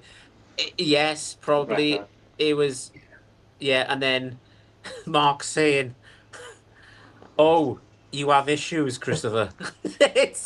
There's a lot going No, on. I think he meant you, Chris. We Yeah, all I think have it's it. I think it's all the Chris's have all got issues. We all have issues. Yes. I just, do you know what? I dread it because I usually click on the videos like Sunday, Monday time. And then I got Cam, I got Christopher going. Chris was really good at going, oh, there's new releases coming from Rhino. There's a limited edition numbered one. And then Cam will text me going, oh, do you want me to pick up this here? I'm like, you son of a bitch. Why are you doing this to me? Do you want to know the worst? Here's the worst part. Before we get back onto it, but here's the best part. Sometimes the longer we're all doing this, and I've only been doing this for 11 months, the channel, but I've had a history in rock and roll. I was a roadie. I was a tour photographer. I worked for radio stations. So I've met a lot of people over the last 30, 40 years. And a lot of those people are still in the industry. And I get what's coming out, not all the time, but sometimes way ahead of time. Right now I know 2 or 3 things that are coming out next year. And it can be super exciting, but you can't tell anybody, or you've blown your cool because you're. But sometimes I'm trying to think to myself, you got to have $300 in December. If you get it now, set it aside because you know this is coming. Yeah. And when it gets announced, it's going to sell out. So it can be. But Christopher, you take it to another level. Like with the, I can't think of the word, but like, do you know when the Rhino had the limited edition reel to reel? Oh yeah. So I'm pricing reel-to-reel machines right now, as many of us are, and I have consumer decks, but they don't play 15 IPS, and that's what you need. So even the cheap ones are 2K easy, and the nice ones are up to 8K. I don't have that. Yeah. Like I said, I have a horse. But I'm looking at older models, maybe refurbished models, and I'm trying to sell stuff so I can get one because they said it's coming. It's not a matter of they said it's coming. Black Sabbath, probably next year on reel to reel. That's the tape they made and recorded. It might be a safety, but the difference, you'll never listen to records if you get in that deep sometimes because they're in the room with you. It's not even a question anymore. Or they're behind the glass at the record. It's that good, and I feel that way already about my consumer stuff. So, but vinyl's fun. It's easy. It's easier. Awesome. Okay, so I've got to show this because Mark has just I was going to ask the question, but Mark he's ahead of me here. Tell us what's coming out, Christopher. No one is watching. He's naughty. Yeah. Yeah. Right. It's coming. That'll be next year, right? It's got to be at least next year because it's the 50th. Yeah, I think Our Lips Are Sealed by Fun Boy 3, I think, isn't it? But not to show you one of my picks because that's one of my picks. Yeah. People will never stop buying it. It's like the Beatles or the Stones. That's it. It's it, so. Yeah. I am intrigued, though. Yeah, But I know I that am. you can't reveal your sources, Christopher. I'm fully aware and respectful of that, so I won't. I won't But join you know, in on prying. but on the flip side of that discussion, I've never heard of Parlor Greens. Yeah, So, and now I have, and Yeah. you know, now it's going on the list. yeah, they sound fabulous. Then, yeah. I want to know this. Yeah, Last thing I they're want class. is a Black Sabbath in a room with me. There it That's is. fair enough, Mark. Yeah. Yeah, you do. Oh wow. Oh, nice. Oh, that's Nice. nice. Yeah. Look at that. That's That's cool. cool. Yeah, yeah. Don't put down my Sabbath. No, you can put down my Sabbath. I don't care. So one of the guys that actually is really good in the comments he has got a channel but has never put anything on, right? But he comes on every week on the comments and he's really educational. Is Warp Dog. Now, issues. Try having volume. Now, I went on a live stream with Boz, that vinyl channel, a few weeks ago, and he popped on and he just showed me a tiny bit of his collection. And I'm not lying, guys. It's another level. Honest to God, it's Cam. Go back and watch it, mate. I was like, for the first time in my life, I didn't know what to say. And you know me. Speechless. Yeah. So That's awesome. Yeah. So, right, we will keep things going. Yeah. It's still on me. Good God. Okay, sorry. It's your Christian. turn. Yeah, Right, yeah, that's that's sorry. It goes fast. It's you, isn't it, Chris? No, I just showed all the Rhino collections, and then Oh, we kind of went. Right, okay. Yeah. Okay. Yeah. So this one is from a channel run by a lady called Hannah, and she's known as the Omaha Introvert. Again, I'm not sure if people have heard of her, but she's absolutely brilliant. Hasn't done any videos for a little while now, but I would highly recommend any of you who are tuning in who aren't aware of her to please check her out. She's extremely knowledgeable and has a particular focus on power pop. So I do seem to be really in a bit of a power pop thing tonight for me personally, but that's just how it goes. As I mentioned earlier, I do feel I've ended up buying a lot of power pop albums as a result of VC. So this was a video that Hannah did years ago, and she did like a bit of a deep dive on this particular band. They were a band that I'd already heard of, but at the time I just didn't have anything in the collection. And again, she described it so compellingly that I just thought, you know what, I'm gonna buy that the next time that I see it. So I actually ended up getting a copy of this in a record shop in Altrincham, which isn't too far away from where I live. So this album came out in 1977. It's a band from Rockford, Illinois. It's their debut album, self-titled, and it is Cheap Trick with their debut. So we've got here Bunny Carlos, Robin Zander, Tom Peterson, and Rick Nielsen, all brilliant musicians, all very good at what they do. So this is just straight up classic rock and roll, basically. So I hear a bit of ELO in there. I hear a bit of the Who, the Move, Big Star again, a bit of Birds Jangle in there. It's just a really nice mashup of lots of different influences, lots of bands beginning with B that I can think of, Beatles, Badfinger, that sort of stuff. Birds, I think I've already mentioned. So again, this is probably an album I'm assuming that maybe quite a lot of you are already aware of. But if you're not, it's very tuneful. Robin Zander here is just an unbelievably good vocalist. He's one of these singers who I think can pretty much sing any style. You know, he can holler and howl with the best of them, but then he's got a lovely croon when he needs to show that side of his voice as well. And as I mentioned, musically, all these lot, just super tight band, brilliant playing throughout. And there's an excellent song on here, which is my favourite ever Cheap Trick song, called He's a Whore. It's just a couple of chords, a proper kind of pumped up, rocky number, but this is a great album all the way through. So highly recommend Cheap Trick by Cheap Trick, and please do check out the Omaha Introvert. Her channel is a really good one for anyone who wants to learn more about power pop, post-punk, indie alternative. Please check her out. Sorry, I wasn't laughing at you. No, not at all. I'm used to it. This is the. What's this now? Oh, Jack. Yeah, that's for you, Chris. Yeah, absolutely, yeah. Nobody's recommend. Who's going to recommend a Stereophonics album to a? I think we the know. ultimate Stereophonics fan. It's The problem is, Jack, is that we were all Stereophonics fans before we met Chris. So Still you know so, yeah. Didn't need to Yeah. recommend them to us. So The word was out. Yeah. yeah, The thing is, word, if word, you watch- word if gets you- around, That's doesn't it, it. Chris? Word gets That's around. it. Exactly. Like, if you watch my videos, I think I've shown maybe 1 or 2 videos of Stereophonics. I show them more on live streams because Yeah. it kind of comes up more. But when it comes to actual videos itself, you'll never see me mention unless it's a new album. But then I'll do it on the pickups. I won't do it dedicated because no Yeah. fucker's gonna watch it. it's like You need to do like a 2-hour video oh yeah, just running through your Stereophonics collection. Yeah, 'cause Be a everybody- big, Stereophonics. mega Do it with Ranking. me, Chris. Chris, do it with me, and we'll make it 4 hours. Yeah, do a ranking. Yeah. Go the other way, not short, Yeah. long. Yeah, yeah. we'll do a 5-hour stream on it. Yeah. Hey, Christian, my Yeah. buddy Bill Cozy, his name is Bill Cozy, is the sound guy for Cheap Trick. Has been for about Oh. 18 years now. Fabulous.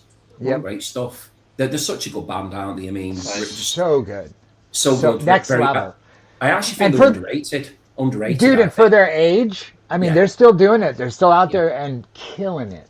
Oh yeah, yeah, Yeah. Yeah. brilliant band, really good band. Yeah, Right. excellent stuff. Okay. I hate to end this, but we need to keep moving because Yeah, we are like 1 hour and 16 minutes into this, and we Wow. haven't even shown. oh, it's gone quick. It's gone really fucking quick. Yeah, it's gone really quick. Right. Don't cost me any money, but show me where you go. You said this was my birthday stream, and I got to show and do Hang it. on.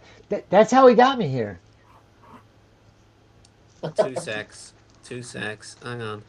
I haven't got a birthday, but we'll go with this. Oh, I like this. I like where this is going. Oh, It's not coming out. Hang on. We'll go with applause. That's not working either. But happy Yeah. birthday to you. Come on, guys. Happy Happy birthday birthday to to me. I'll take Happy it. Thank you. birthday, dear Christopher. We're all out of sync. Yeah. So when- happy birthday Yeah, as we to say. you. There you go. That's the only one I'm gonna get, probably, besides the one from my wife. So I'll take it. So There you go. So some of these clock out with other recommendations. There's a guy that, if you guys don't know, is called the University of Vinyl.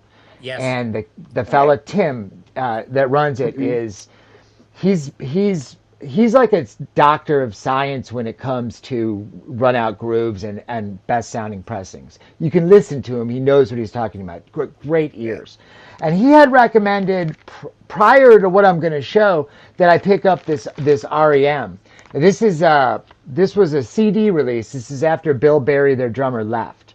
Yeah. And so this is a 3-piece REM at this point. But he had recommended this box set, and I tracked it down, and I got right back into REM. Not that I love REM.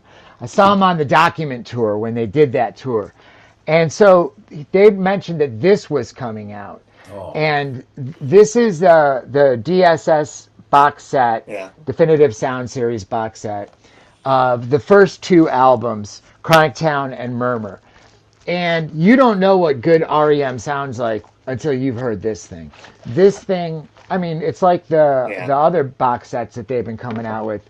Quality jackets, crystal clear, quiet pressings. Like, it's heaven. And I'm not a box set guy. I don't always go for the box sets, or especially the limited edition pressings, the MoFis, the acoustic sounds. I only have 2 or 3 of either. But I went for this because REM is one of my favorite bands of all time. And wouldn't you know it, it's the only box set in the entire series of these Interscope DSS that's sold out and is not being repressed. And how often do you hear that? You know, because often they'll say limited edition, numbered edition, so you buy it. And then the non-numbered edition. Does anybody need a number? No, none of us need a number. No. What we need is access to the great pressing. You know, and now this thing is stupid. $300, $250, $300. You know, it's like what happened with the Black Sabbath Vinyl High Fidelity. everybody lost their minds all around, with the knowledge many of the VC had, which was it's being repressed, but just not with a number. And now the guys, Yeah, I think when you showed that, I texted you and went, "Son of a bitch." the REM, Yes, because it's not easy to get these where you live, right? It's not them ones. No. That's Yeah, exceptional. Exceptional. Yeah, and they didn't even need the box. If they had just put out the albums individually for $30, we could have all bought them and all heard it. No, you can't. It's too important. I reckon But that's the best period. I'll make you guys a reel. I'll make you a reel to reel, and I'll send it over to you. Yeah. You can cut your own. Yeah. Yeah, send it to Temby, and then I'll take it to Bristol when I meet up with Cam in October. Yeah, that'll happen. Yeah, do that. Outstanding that, Christopher. Outstanding that. I've got to show this because Mark is a massive REM fan. Yeah, Super cool REM box Yeah. sets. Yeah. Yes. Great waves. Yeah, this you can find this. I found this for like $10 on eBay, and it even has it's wrapping paper. So like the box is on the inside, and it's got but the wrapping paper. I'm like, how often are you going to keep the shrink? Well, some of us keep the shrink. I keep the shrink, but this got thrown away all the time with people that got this box set. And this box set, if you're an REM fan, in the 90s, a lot of times they came out with these limited edition box sets. There's a little spot where you can put the CD. Yeah. So it's got one of those little tabs. And it's just all art. You don't need it. They put out little box sets that are wood with sliding tops. They put out there's a rubber tire, I think, for one of them. So there's some crazy, they were into the art, which is a good thing because I'm an artist. I gravitate towards this stuff because I was in promotional advertising out of college. So I was doing a lot of layouts, designing boxes, So, yeah. Christopher, you've cost Mark money already. FOMO. I've headed to eBay now. I can get my $10 REM box set. Nice one, Mark. Yeah, we just drove the price up. Sorry, Mark.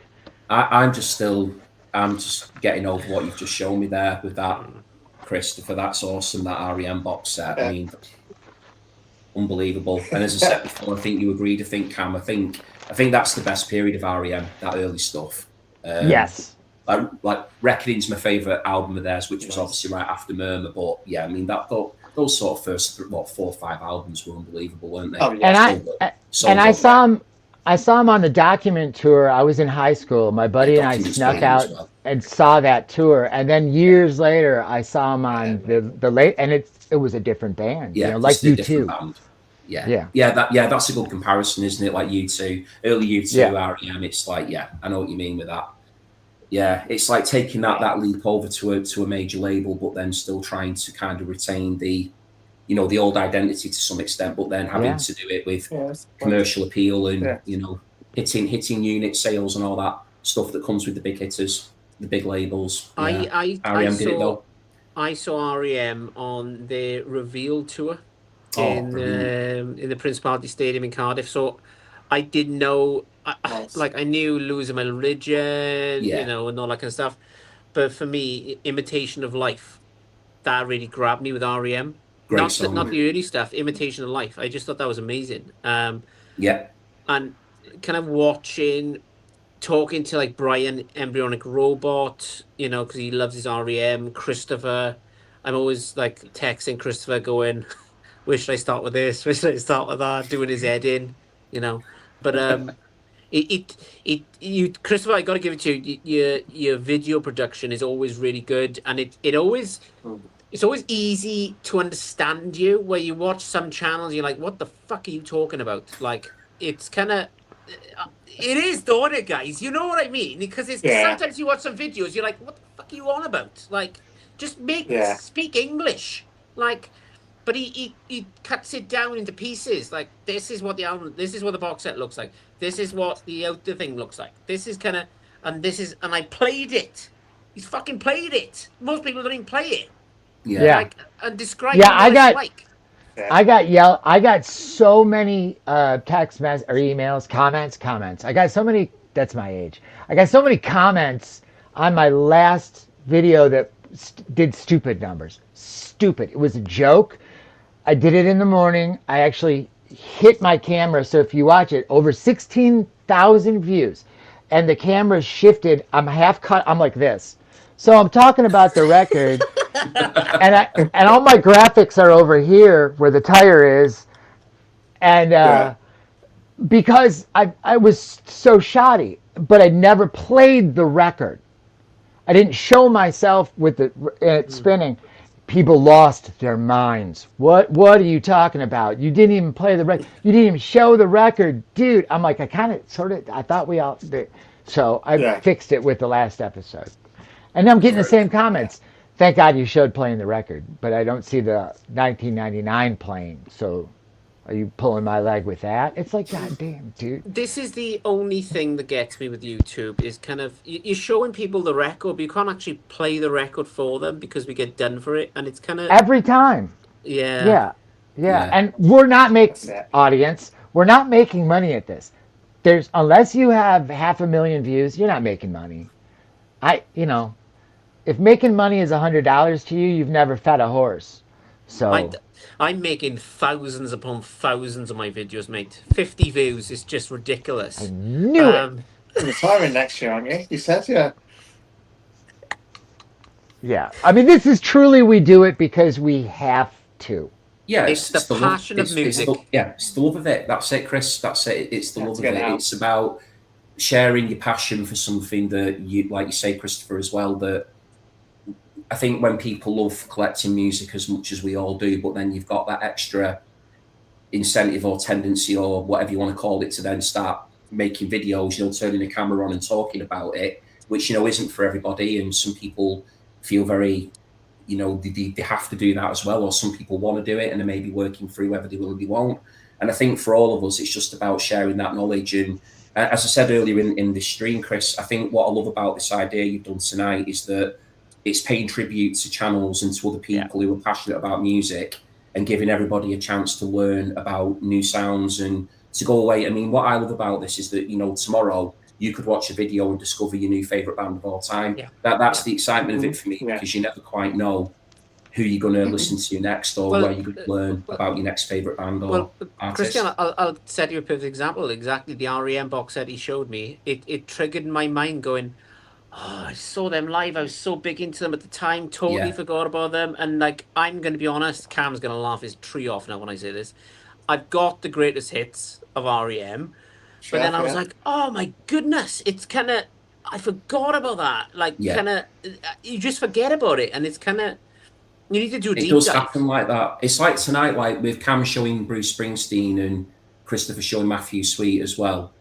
And then, before Chris, when all the different groups that have been talked about, it makes you want to go back and rediscover what you've already got in your collection, because it might be quite a while since you've given them a spin, and sometimes you can just forget how good things are just because you might be checking new stuff out. But again, giving each other gentle reminders of what you've already got is a lovely way to reconnect with stuff in the collection where you don't have to spend money because you already have it. It just might be that you've not played it for a while. So I think that's really cool thing. Exactly. I've watched videos before, other people, and I'm going, David Atkins said to me when I went to Lincoln with him, and I was upstairs, don't take that the wrong way, and he was like, he's got thousands of records, and I'm like, I said to him in the pub, I was like, why have you got so many records? He was like, I can go on a live stream with you, with Rob Walker or somebody from Canada or somebody else, and it's like, shit, I've got that album. I forgot about that album. Do you know what? I'm going to put it on tonight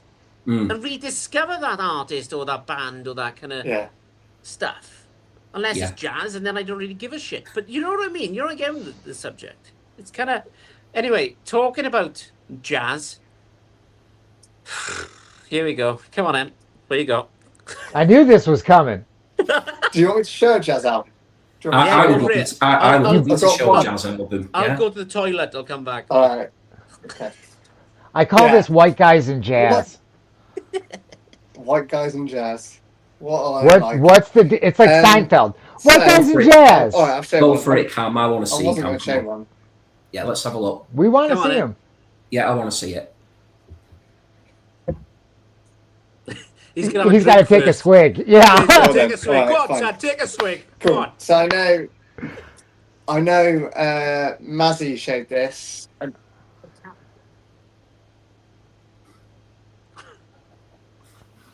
You're I know right there. Mazzy showed this one, and I know Harvey showed it. I think Alex is in the comments tonight, isn't he? He's watching. Alex at Beer and Vinyl showed it. I really enjoy Alex's channel. It's great. Yeah, I'm good. Yeah. Right. So anyway, so the album is Buster Williams and Pinnacle. I'll take it out of the jacket so you don't have the glare. There you go. Pick this up on. Oh god, it's so glossy, so it's going to be so glary. Picked this up on Record Store Day this year. It was like one of the very few albums that got me excited because all of these guys were going on about it. But this is like a very funky jazz fusion album. Buster Williams was, of course, the bassist that Herbie Hancock brought up with him from the Headhunters during that era. Yeah, it's just very like expansive jazz album, and I just love very expansive jazz fusion album, which is why I think Chris, you should give it a go. I think this is not like just nonsense noise that I think you associate jazz with normally. This is like more delving into like funk and a bit of rock. Maybe not so much rock, but definitely jazz funk fusion. Bass lines on here are insane.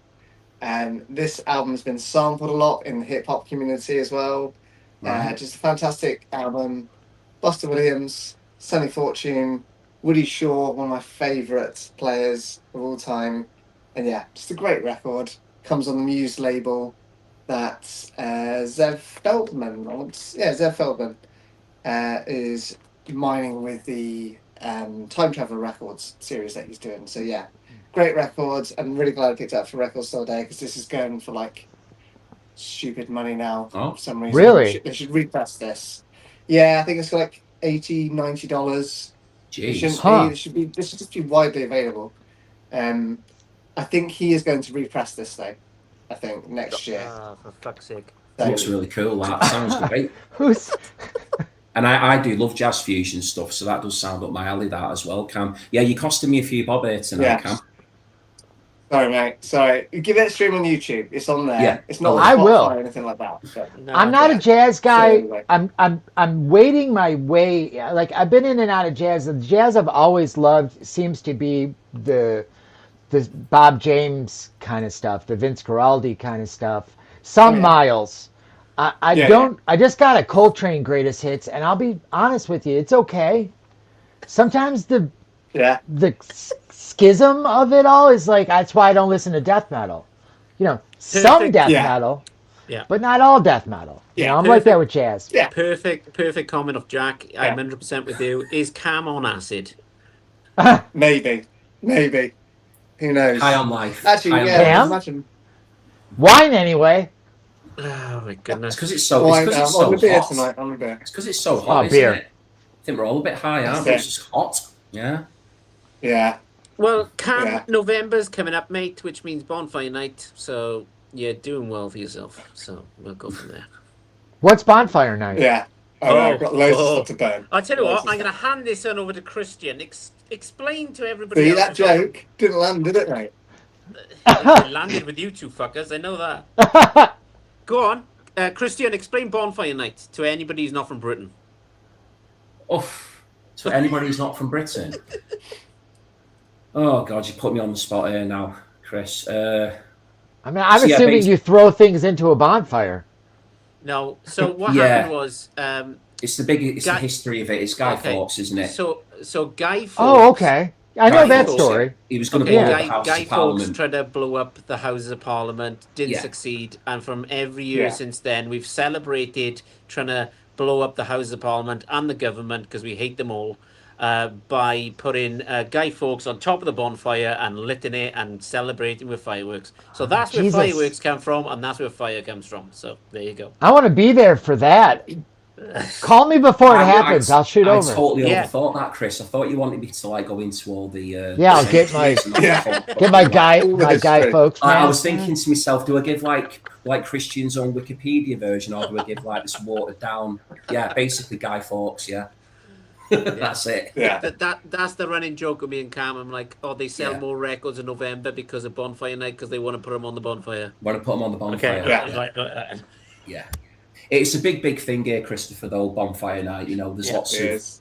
traditions with fireworks and people eating like baked potatoes on the fire and all kinds of stuff. People have got all their own traditions with it, and just watching bonfires burning all night and drinking and partying. Yeah, it was dancing around. like that here in Texas for the 4th of July. I told my wife, I said, "Have you seen outside?" And she goes, I go, "You got to come outside."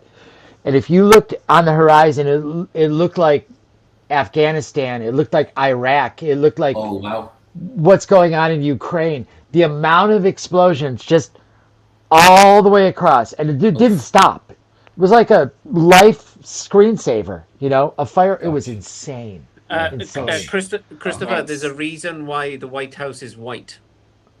Yes, very true.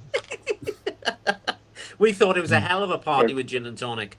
But, okay, let's have a look. Okay, Warp Dog, Fusion is great. So Yeah, I agree. There you go. I'm Great going to get stuff, rid of Cam. that comment straight away. Right, okay, let's keep it moving. We've got like 25 minutes left, guys. This has been so much fun tonight. I think I'm next. That's my people right there. Very good. You're next, Yeah. Chris. Cheers. Thank you. Yeah, okay. So, Steve Carlson's got a lot to answer for. This year, he got me into punk music. The Hey. Ramones. Nice. What can I Awesome. say? Come. What can I say? Awesome. Come on. Yeah.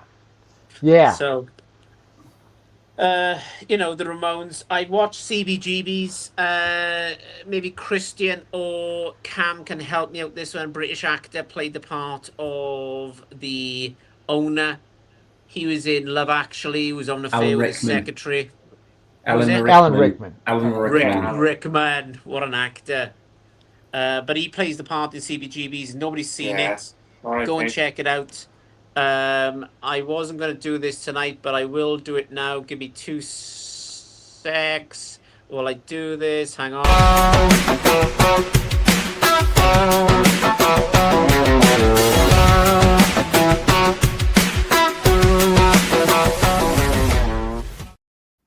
So there's your recommendation for this week.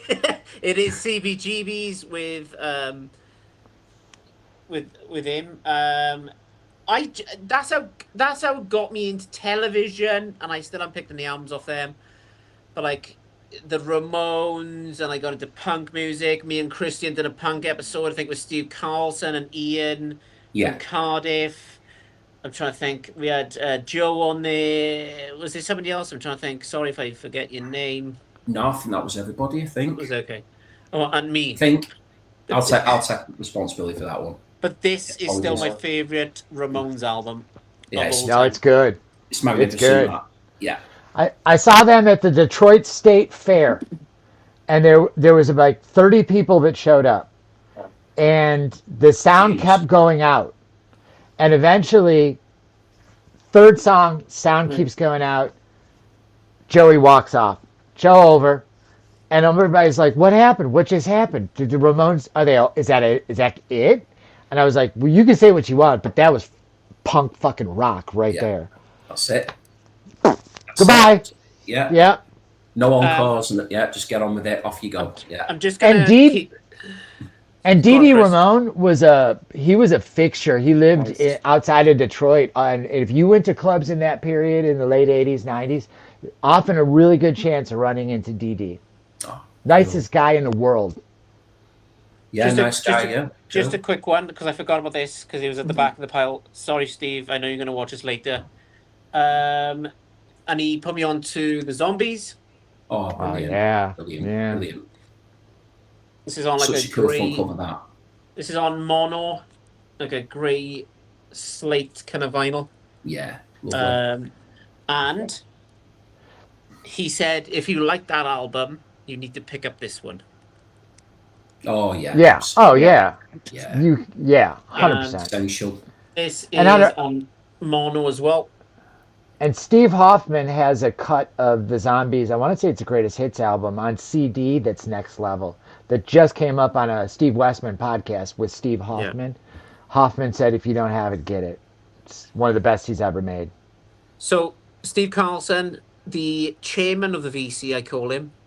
Keeps winding him up. I keep winding him up every time. Like, he's the VC chairman. He was like the third person I subscribed to. Is like Frank, Vinyl Dens, and then Steve. I've watched Steve for years.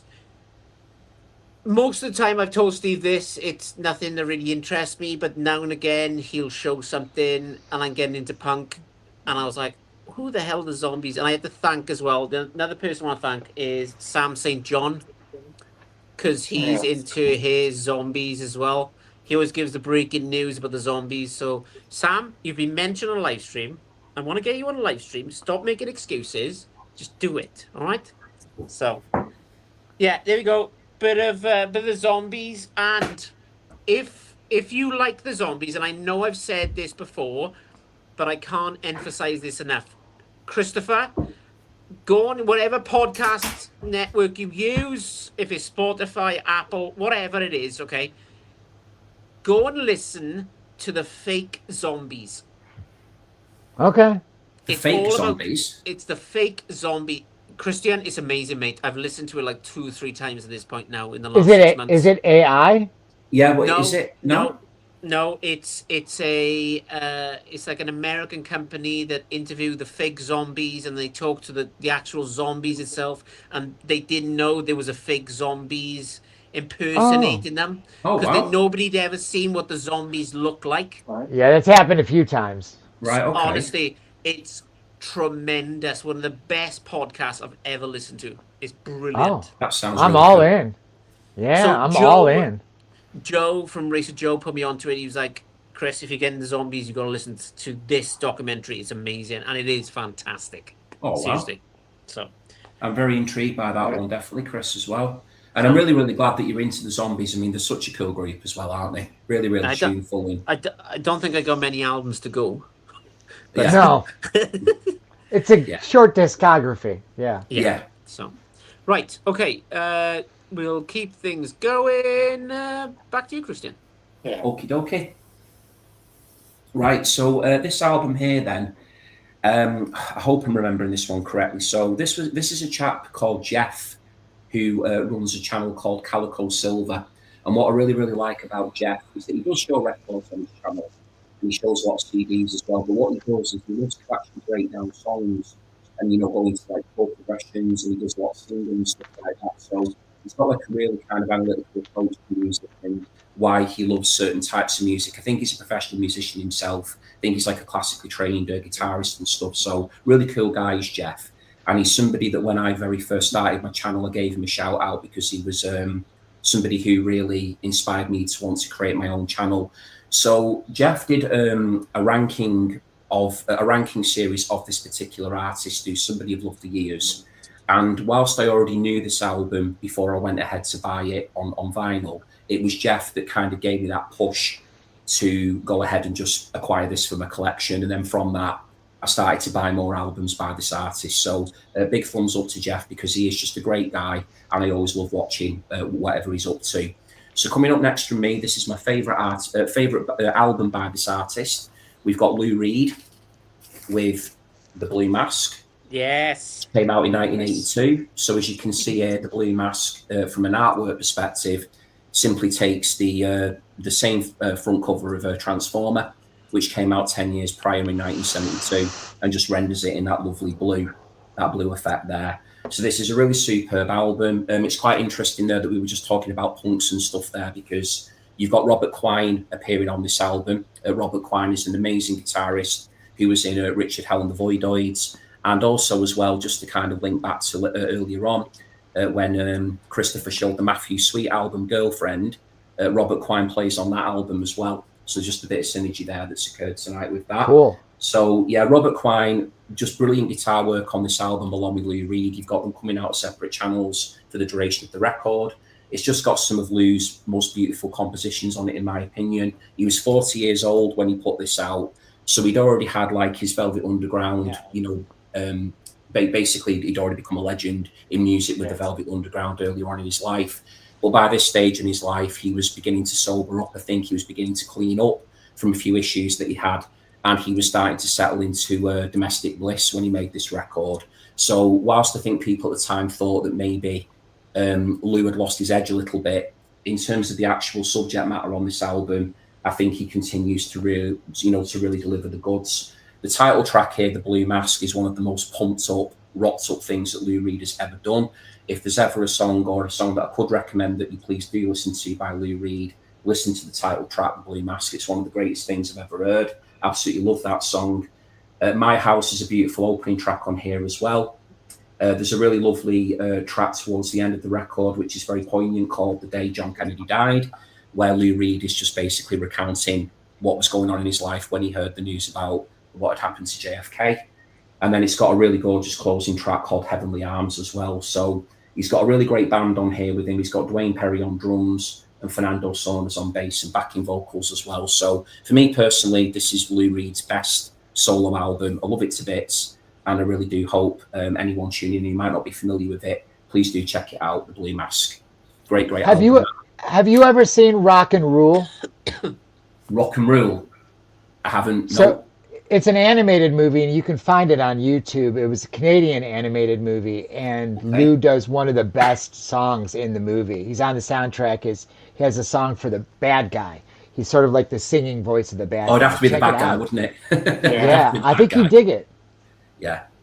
Brilliant stuff. Now I'll check that out, Christopher. Thank you for the recommendation. That anything that Lou Reed's involved with, I'll definitely check it out. I mean, the Velvet's one of my favourite bands of all time. So yeah, I'll definitely check it out. So that's called Rock and Rule, is it? Rock and Rule. Right. Yeah. Let me quickly go through the comments. That was a really good one, Christian. I'll have to. Oh, nice. He's one of them artists that I know of him, but I've never kind of done it. My good friend from Canada is Rob from Northern Revolutions. Hey, Chris and company. How's it going? Hope you're good. Right, I'm going to just show this comment real quick. Joey lived on the 10th and... on 10th and 3rd. Yeah. Hi, Jesse. Good to see you, pal. Another quick one. Jack, anyone ever saw the argument between Johnny Rotten and Marky Robb? It is a great show on YouTube. It's the best. Right, hang on a minute. I'm trying to go down. 2 secs. Okay. If you like the Zombies, check out Blue Stone's solo album, 1 Year.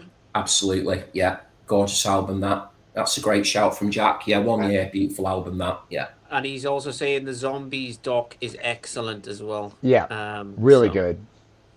I nearly pulled up Christopher's comment there because they flood down. It's like you two have never done live streams. I don't know if Chris has done live streams, but it's kind of awkward because you've got all these comments just flooding down, and it's kind of I'm trying to keep track and see what's going on with you lot as well. Right, okay, let's. Christian, I will definitely check that out. See you soon, mate. Let us know what you think of it if you do check it out, Chris. Okay. It's a great album, that. So, because I'm going to watch this later, if you're going to start with the Lou Reed album, would you start with that one? From his solo, do you know what? I probably wouldn't, even though it's my favourite. He'd start with Metal Music. I knew you were going to say that then. No, Metal Machine Music, yeah. Metal Machine Music. Yeah, if you want to... challenge yourself, then maybe start with that one. No, to be honest, Chris, I think if you're going to start with Lou Reed's solo, I would start with Transformer. That's the one I would start with. Just because it has got some accessibility to it with the likes of Perfect Day, Walk on the Wild Side, Vicious. There's some tracks on there that I think kind of would ease you in to Lou, because some of his albums are quite full on. 2 secs. Perfect Day. That was a Comic Relief song, wasn't it? Did he do the Comic Relief song for? No. So he wrote that. He wrote that. Right. And Lou actually appears at the very beginning Yes. of that. And then you Okay. get Heather Small with the famous, you Okay. So, Christopher, It's a mad in bit. the UK, we do a charity event every year called Comic Relief, where we send money to Africa. Yeah. And that was one of the songs they covered. They had like Bono on there. I think there was. Oh, there was loads of people. There was Suzanne Vega, Bono, I think Bowie was on there. Recently? Emmylou Harris. No, this was years and years ago. Okay. I'll find out for you when it was. I was like, years ago. people are still talking about Suzanne Vega besides me. I love Suzanne Vega. Oh, she's brilliant. Yeah. I'll find out for you, Christopher, now. Yeah. Oh, it was years ago. But it was a big, big hit. I mean, it actually did well for Lou. I don't know how much you know in terms of whether he got any kind of comeback. Yeah, he had a comeback. That's probably when he had a comeback around that time in the 90s. That went straight to #1, I think. That Comic Relief song, because there was "It's Such a Perfect Day." 1998. There you go. Well, late Wow. 90s. Wow. Yeah, he had a big comeback right around that time. He came back and it was huge again. I didn't realize it was that old, actually. Hey, Christopher, everybody loves a good cum on their back. So we'll go to you next. All right, I'm going to cheat a little bit. Because of what you guys have been showing, some of the earlier titles, I think you guys, so I grabbed it. I think you guys would dig this. This was this is just recommended by friends, put it that way. So I would go to shows all the time, and this band was doing the scene in Detroit, The Go is the name of the band. Right. And I bought this at one of their shows. They would do 45s. And this is on Cass Records, which is right in the heart of downtown Detroit, right where Third Man is now. So this was a precursor. And this band recently announced that they're reissuing a Sub Pop album called Free Electricity. It was like a lost album. And the reason why this is happening now is because of Jack White being so famous. Jack was in the lineup of The Go at this time. Right. Okay. So look into The Go. I think you guys would all dig it. But the other one... I'm not a big, massive Jack fan. Neither am I. He's a douchebag. Yeah, I'm more of a fan of the White Stripes, if I'm being honest. I prefer them. I'm a fan of Meg's. Yeah. Yes. I gotta watch my video. I don't get along with Jack. He doesn't get along with me, and it's a long time thing. It's been ongoing, but I'm friends with Meg. And when this was at its apex of confrontation, I said to Meg, "Can you?" And she goes, "It's his band. It's his band. I can't do anything. Right, yeah. If you're not getting along with me." Anyways, I digress. So this was recommended by, I'm in several movie soundtrack pages on Facebook, and there are not many video ones. There used to be one or two guys doing soundtracks. For whatever reason, everybody's disappeared, but soundtracks are huge. Sell out, go for hundreds of dollars pressings for movie soundtracks, orchestral, not song tracks, soundtracks. So this was recommended. I'm a huge John Carpenter fan. And I was in a horror forum for soundtracks on Facebook. And I want to say this was around the pandemic when it hit.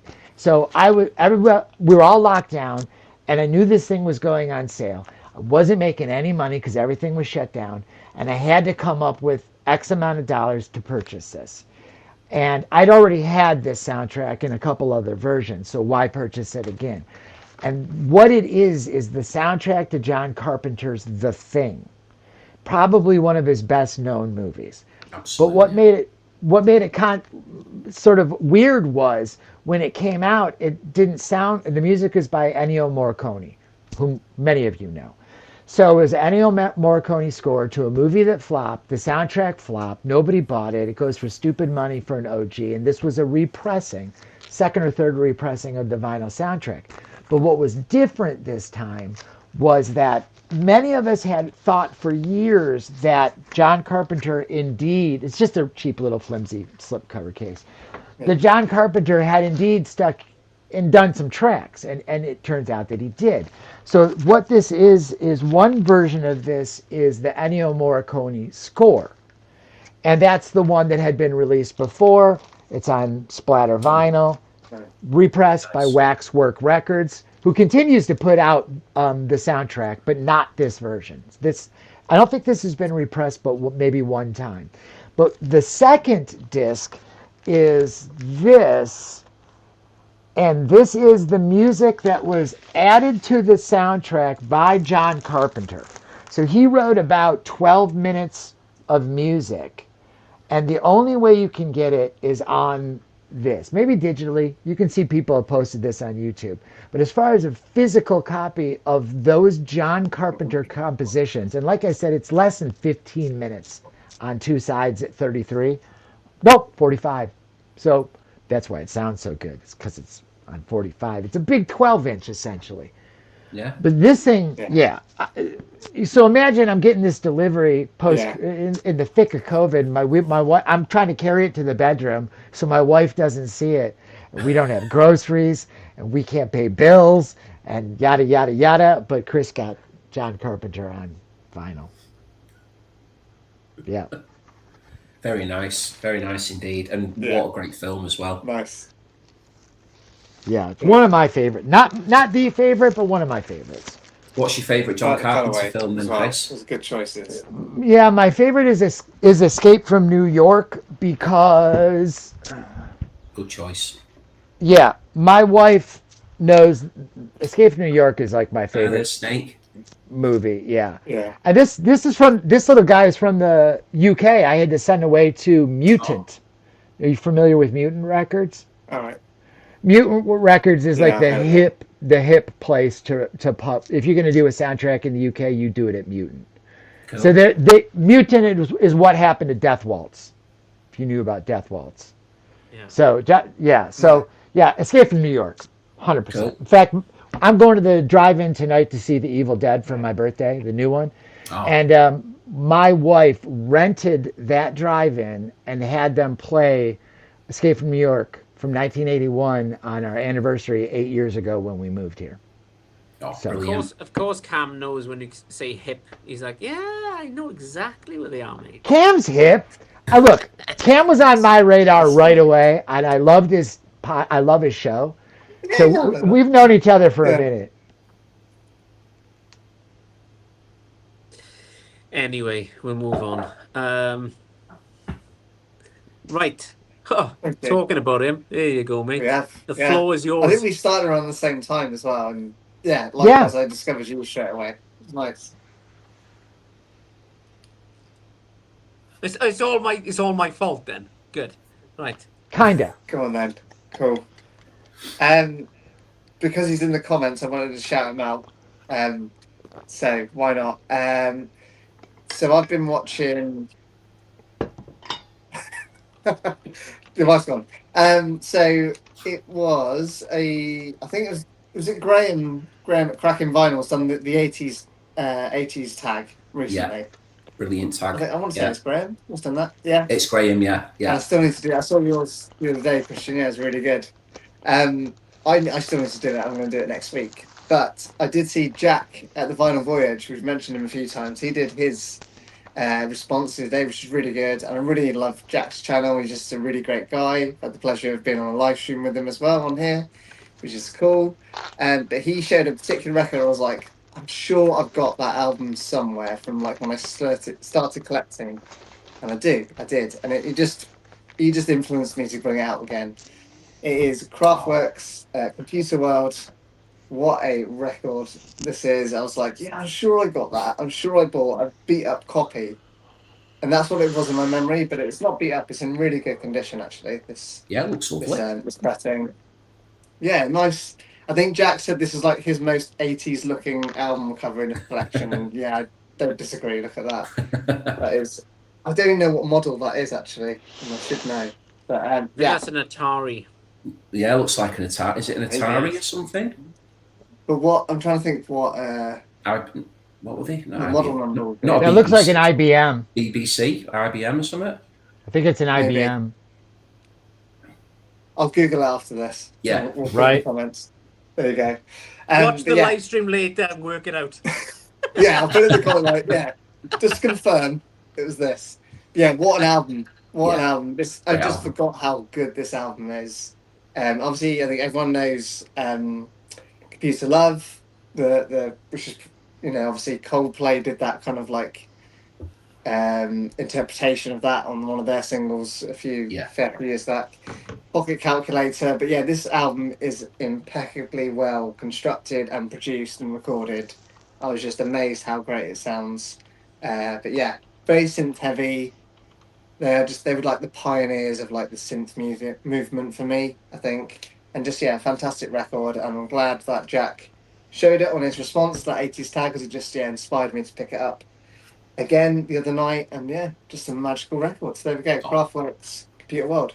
Nice one, Cam. Brilliant. Yeah. Okay, so for nobody who's ever heard of that band, like, what kind of music? Explain it to me like I'm a 2-year-old. Like, kind of what genre are we looking at?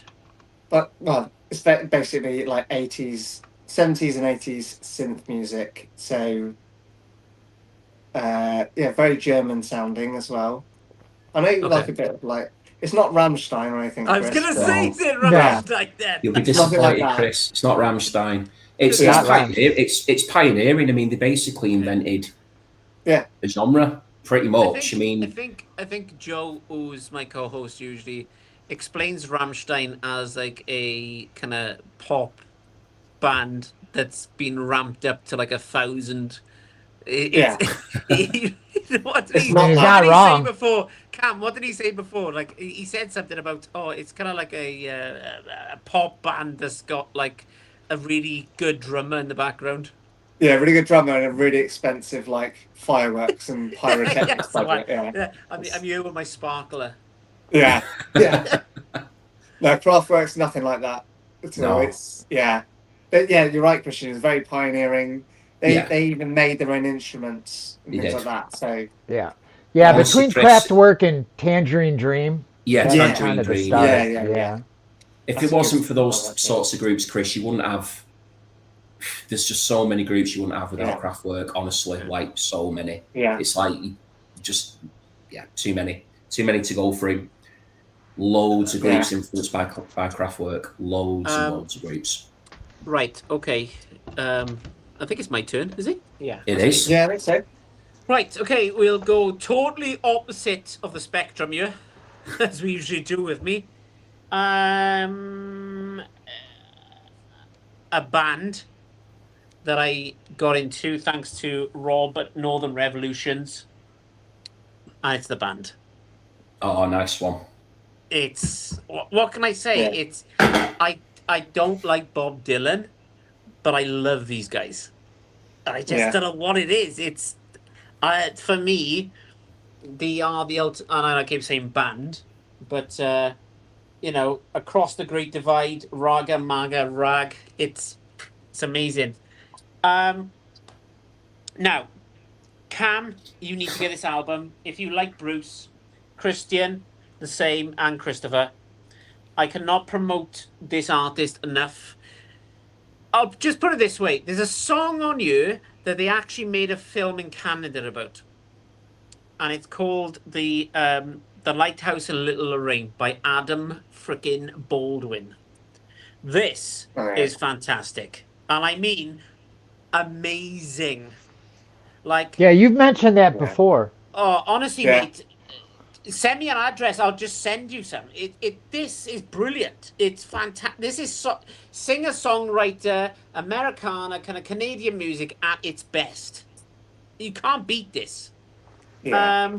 It is good. Colliery No. 2 reminded me of my granddad being down the pit in Wales. Yeah. But like, you've got songs like Lighthouse in Little Lorraine. Watch the trailer. I'll put in the description the actual music video, and they made a film about it. It's not available in the UK at the moment, but it's just amazing. You've got one on your The Voice of Eastern Passage. It's Bruce. If you close your eyes, it's Bruce Springsteen doing acoustic. Awesome. Another one on your Causeway Road, and he's actually on Causeway Road. That is Causeway Road in Canada.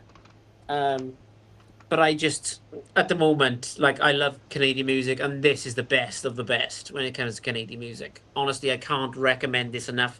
I recommend everybody in the vinyl community to pick this up. This has been my top album for the last 2 years, I think. And I Wow. listen to this Yeah. pretty much every single day. And you listen to a lot of music as well, Chris. So fair play. Ah, Yeah, it's clearly struck a chord with you then, like, which is oh, brilliant mate, to hear. it. And not a Baldwin. Sorry, Christopher. That's a Baldwin Brothers joke. Oh, Yeah, I got it. Yeah. oh, the Baldwin brothers, guys. Yeah. Look, they can't all be winners. My punchlines. Yeah, I just honestly, guys, you need to get this, and I'm serious now. This is I've brilliant. heard a couple off it on your Brilliant. recommendation, Chris. Actually, Yeah. a while back, I think I've heard the title track actually. I'm really, and there's Same, definitely a Springsteen vibe to it. Definitely, as you say, yeah. I just Cam's laughing because I've recommended this every single time he's been on live stream, but like, so But if it's good, that's a good That's what you have to recommendation. do, though. That's what Yeah. you have to do. If you love Honestly something, now- you've got to keep recommending it. If you love something, you have to do that. stream it, please, guys. Just stream it. It's brilliant. It's That's why I keep going on about The Stairs all the time, which was, the first album I mentioned tonight, because I love that album so much by The Stairs that any opportunity now that I get to talk about it, I'll take it. Because Yeah. it's just one of those albums that strikes a chord with you and you just think, where's that album Yeah. in my whole life? we Oh, are. That's what's That's happening. the It's first one that's on what's the news, happening isn't it? with a lot of us. We're seeing things on each other's channels, and we're I getting saw into that on them, Jen's and then Addiction, Christopher, we're that one. spreading it. Yeah, this first boy Steve on the Carlson moon. put me onto that one. Yeah, Jen's Yeah. Addiction. Yes. Yeah, that one. And Yeah. I said that about it. I go, you've seen it on other channels. Yeah, Yeah, That means it's good. yeah. definitely, yeah. I remember Great I had, cover as well, I that, had, yeah. I had Yeah. Steve on. So, I think 2 weeks ago, and we done the top 5 albums you've listened to this year or bought. It doesn't mean you have to buy it. Yeah. Kind of what you've listened to. And Steve has promoted that band. Is it Man on the Moon or something? First the Boy on first the Yeah, album. Moon. first boy on the moon. First one on the First- moon it is, yeah. I tell you what, I will give it to that artist. Right, he's only on Bandcamp. Cam, you'll enjoy this. Trust me. This Okay. one you will I'm enjoy. gonna go. The artwork on all his releases is incredible. The first one is a woman with like the old kind of USSR kind of space outfit. It's Alright. like a red and a black kind of thing. It's proper really good. pop art, Cam, like it's like pop art sort of stuff. It's really cool. You'll love Yeah. it. All right, nice. Yeah. I've seen that cover look- so much. The one the album Chris was just showing, but Yeah. I've never known the name. Like, Yeah. Right. Yeah. What we're going to is do that? now, Thank you. okay, because we've passed the 2 hour mark. I'm enjoying this so much. I'm just going to keep this fucking going. Fuck it. Fuck it. So that's my favorite word. I send that to Cam all the time. I was like, oh yeah, I've ordered it. Fuck it. Christian, show kind of what you got left. We'll do a fast track, Yeah. kind of what's going on, and then we'll go from there. Right, what I've got left. Right, I'll just show the albums because I might not remember exactly who in the VC, We said recommended this them. earlier on, didn't we? Yeah, Like, so we've got Roland S. Howard with Pop Crimes. So obviously any of these that I'm showing now, I just massively recommend all of them. So Roland S. Howard started out in the Boys Next Door, the That's Birthday it. Party with Nick Cave. Brilliant album. Please check that one out. So these were all based on VC recommendations. We've got an album here by a group called The Servants. Excellent group. This is David Westlake and this is Luke Haynes, who went on to form a band called The Auteurs. Came up in the early 90s. Brilliant band. This is like a collection of demos, which is called Hey Hey with the Mankeys. And it's also got some tracks on here based under the title Small Time. One track, please, for everyone to check out on this one is called She's Always Hiding, which is very Velvet Underground inspired. That's that one. Just a few left, Chris, a couple left. This is Lolita Nation by Game Theory. This was recommended to me by Tom over at Capo Fetish. He's based in California. I'll be really honest, I've not actually listened to this one yet, but it's meant to be a like power pop masterpiece. It's like a double album. It's meant to be really experimental. It's meant to have like loads of big star influences and stuff in there. So please do check out that one. People might already know this album who were in the comments. Game Theory, Lolita Nation. And the last one, because I was going to go full circle, I started out with Jack at the Vinyl Voyage with the Stairs recommendation. Jack also got me into this group, Sundial, as well, which is a psychedelic record. Brilliant album. I picked this up when I went on holiday not so long ago to Haworth in Yorkshire. to Bronte Country. And this is a really, really great album. I picked it up from a record shop called Nevermind the Brontes. Jack's version of this is an original pressing that's got a different cover to the one I'm showing here. The version that Jack's got from an album artwork point of view is much better than the one I've got. But this is a lovely album, very, very psychedelic, as I said before. I'm just conscious of time, don't want to wrap it on too long.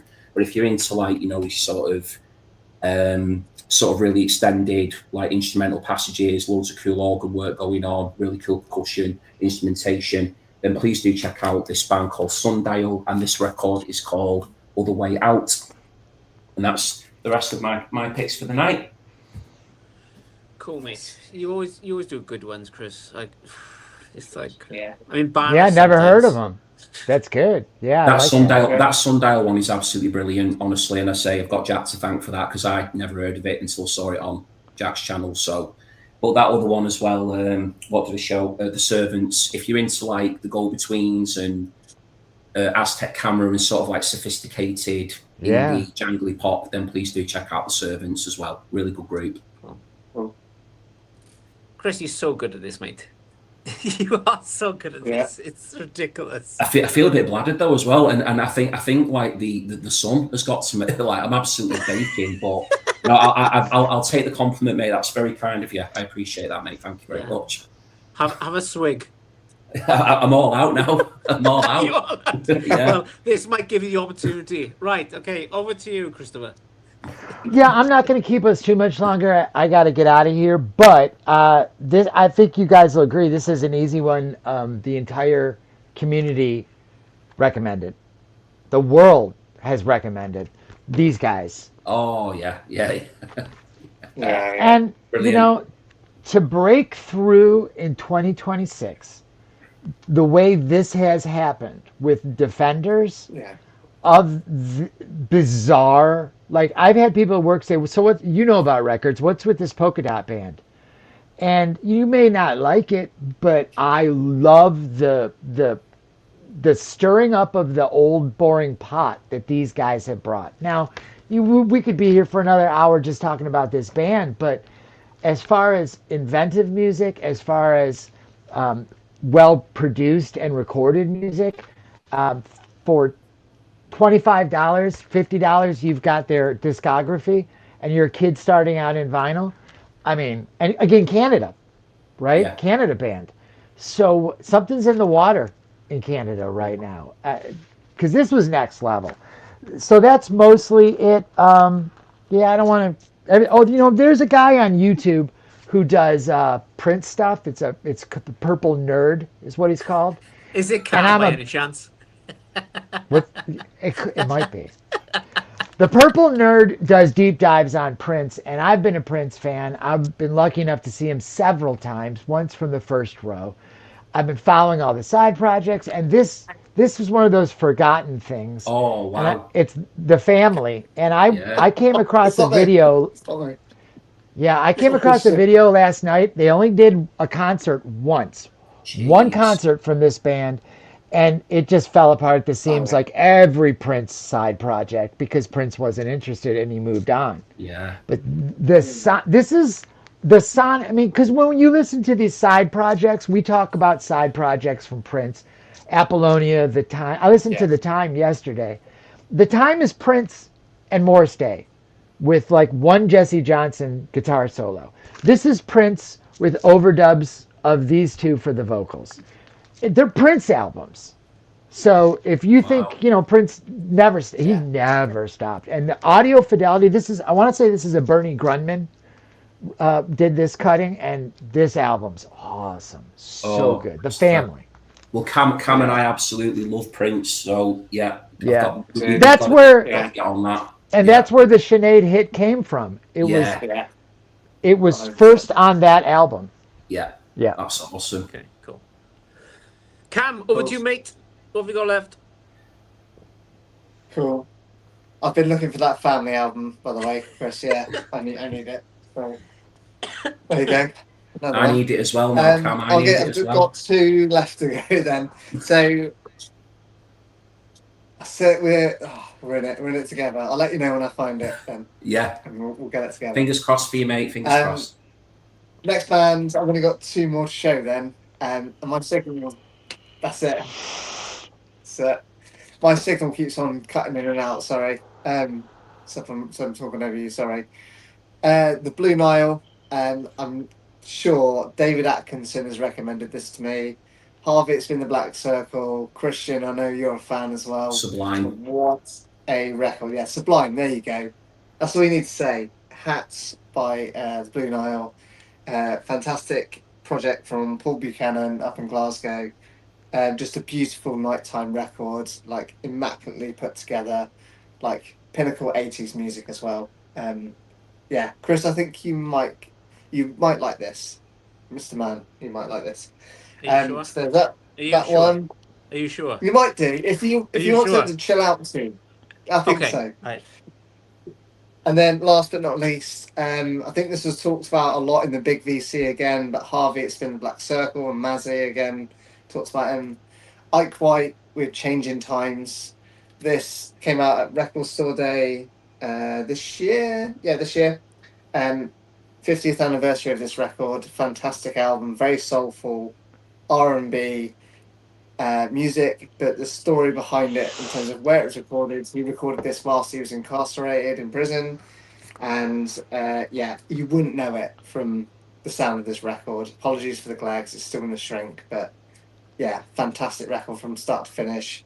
His only record he ever recorded as well, but phenomenal talent. Unfortunately, just life got in the way of him, I guess, and he ended up in prison. But yeah, great record. That especially if you like soulful music, you will love this. So there we go.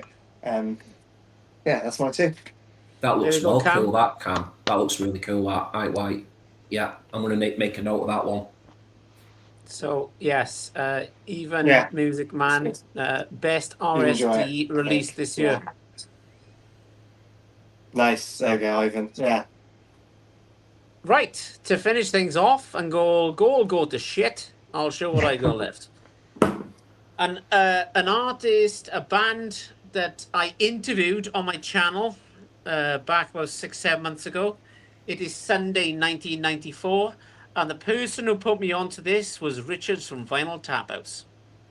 It's a British guy on the guitar and an American woman singing. It's brilliant. I absolutely love this. It's absolutely fantastic. Brilliant. So yeah, Rich, you've had to mention Trevor from Trevor, Flat, Round and Spun. Put me onto this band. Here you go. Yeah. If you know, you know. That's Thank a you, party Trevor. band. Yes. Now let's talk about David Atkinson for Yeah. 2 minutes. Mr. David Atkinson put me onto this artist that You I have think to. everybody should have. This is brilliant. Absolutely fantastic. He mentioned this like a few months ago when he went to Lincoln. He was like, Chris, you need to pick this up. If you like Bruce, if you like to sing a songwriter, Americana kind of music, pick this up. He has caused me so much money with this guy. It's Bruce Springsteen. Now I could have picked a load of albums, but at the moment I'm into The Promise. So there's that one. And he was on earlier on, Alex Beer and Vinyl. I picked this up on Rhino. So Cam and Christopher, this is nothing to do with you. This is all to do with Alex. This is brilliant. Don't Wilco blame us. AM. Nice. Yeah. Yeah. Great band. So- Great band. Yeah. Good band. So there you go. My selections weren't that bad tonight then. So Not at all. Well, that's Never. good. No bad selections whatsoever at all.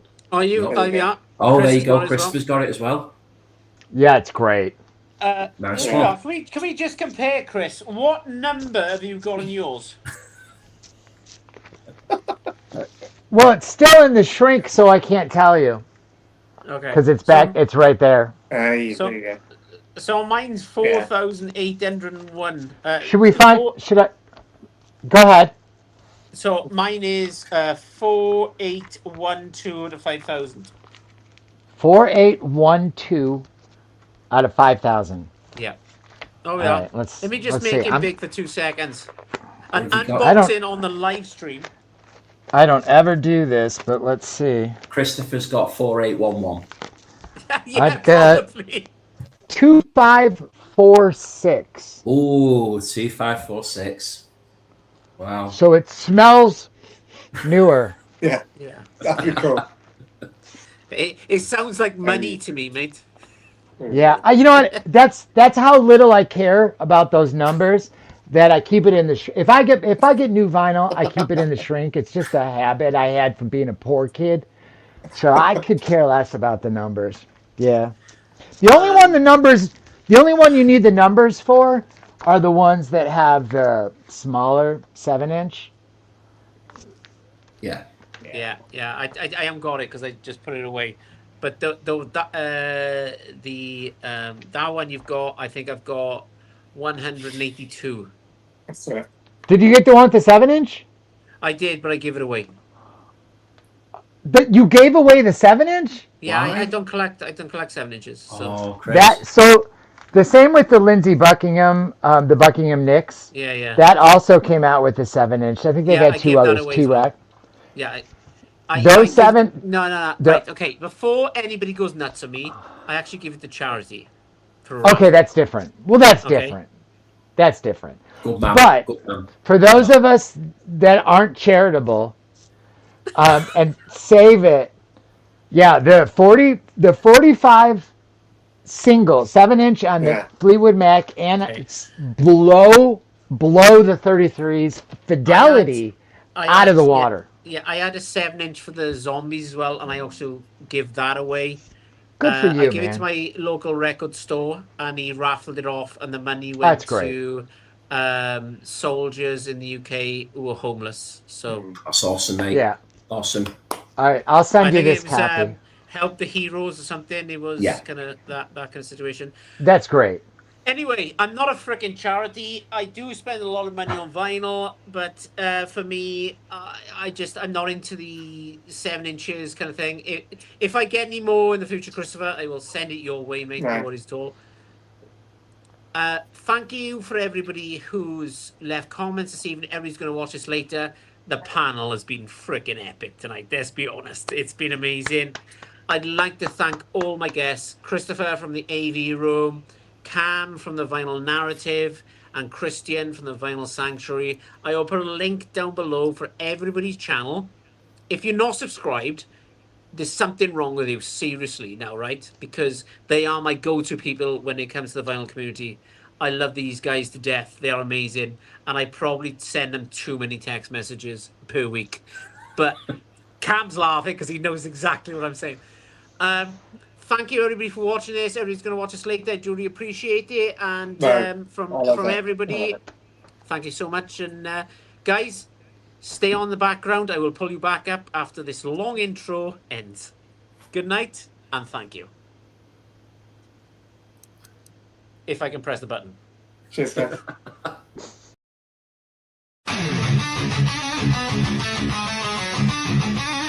The Vinyl Man!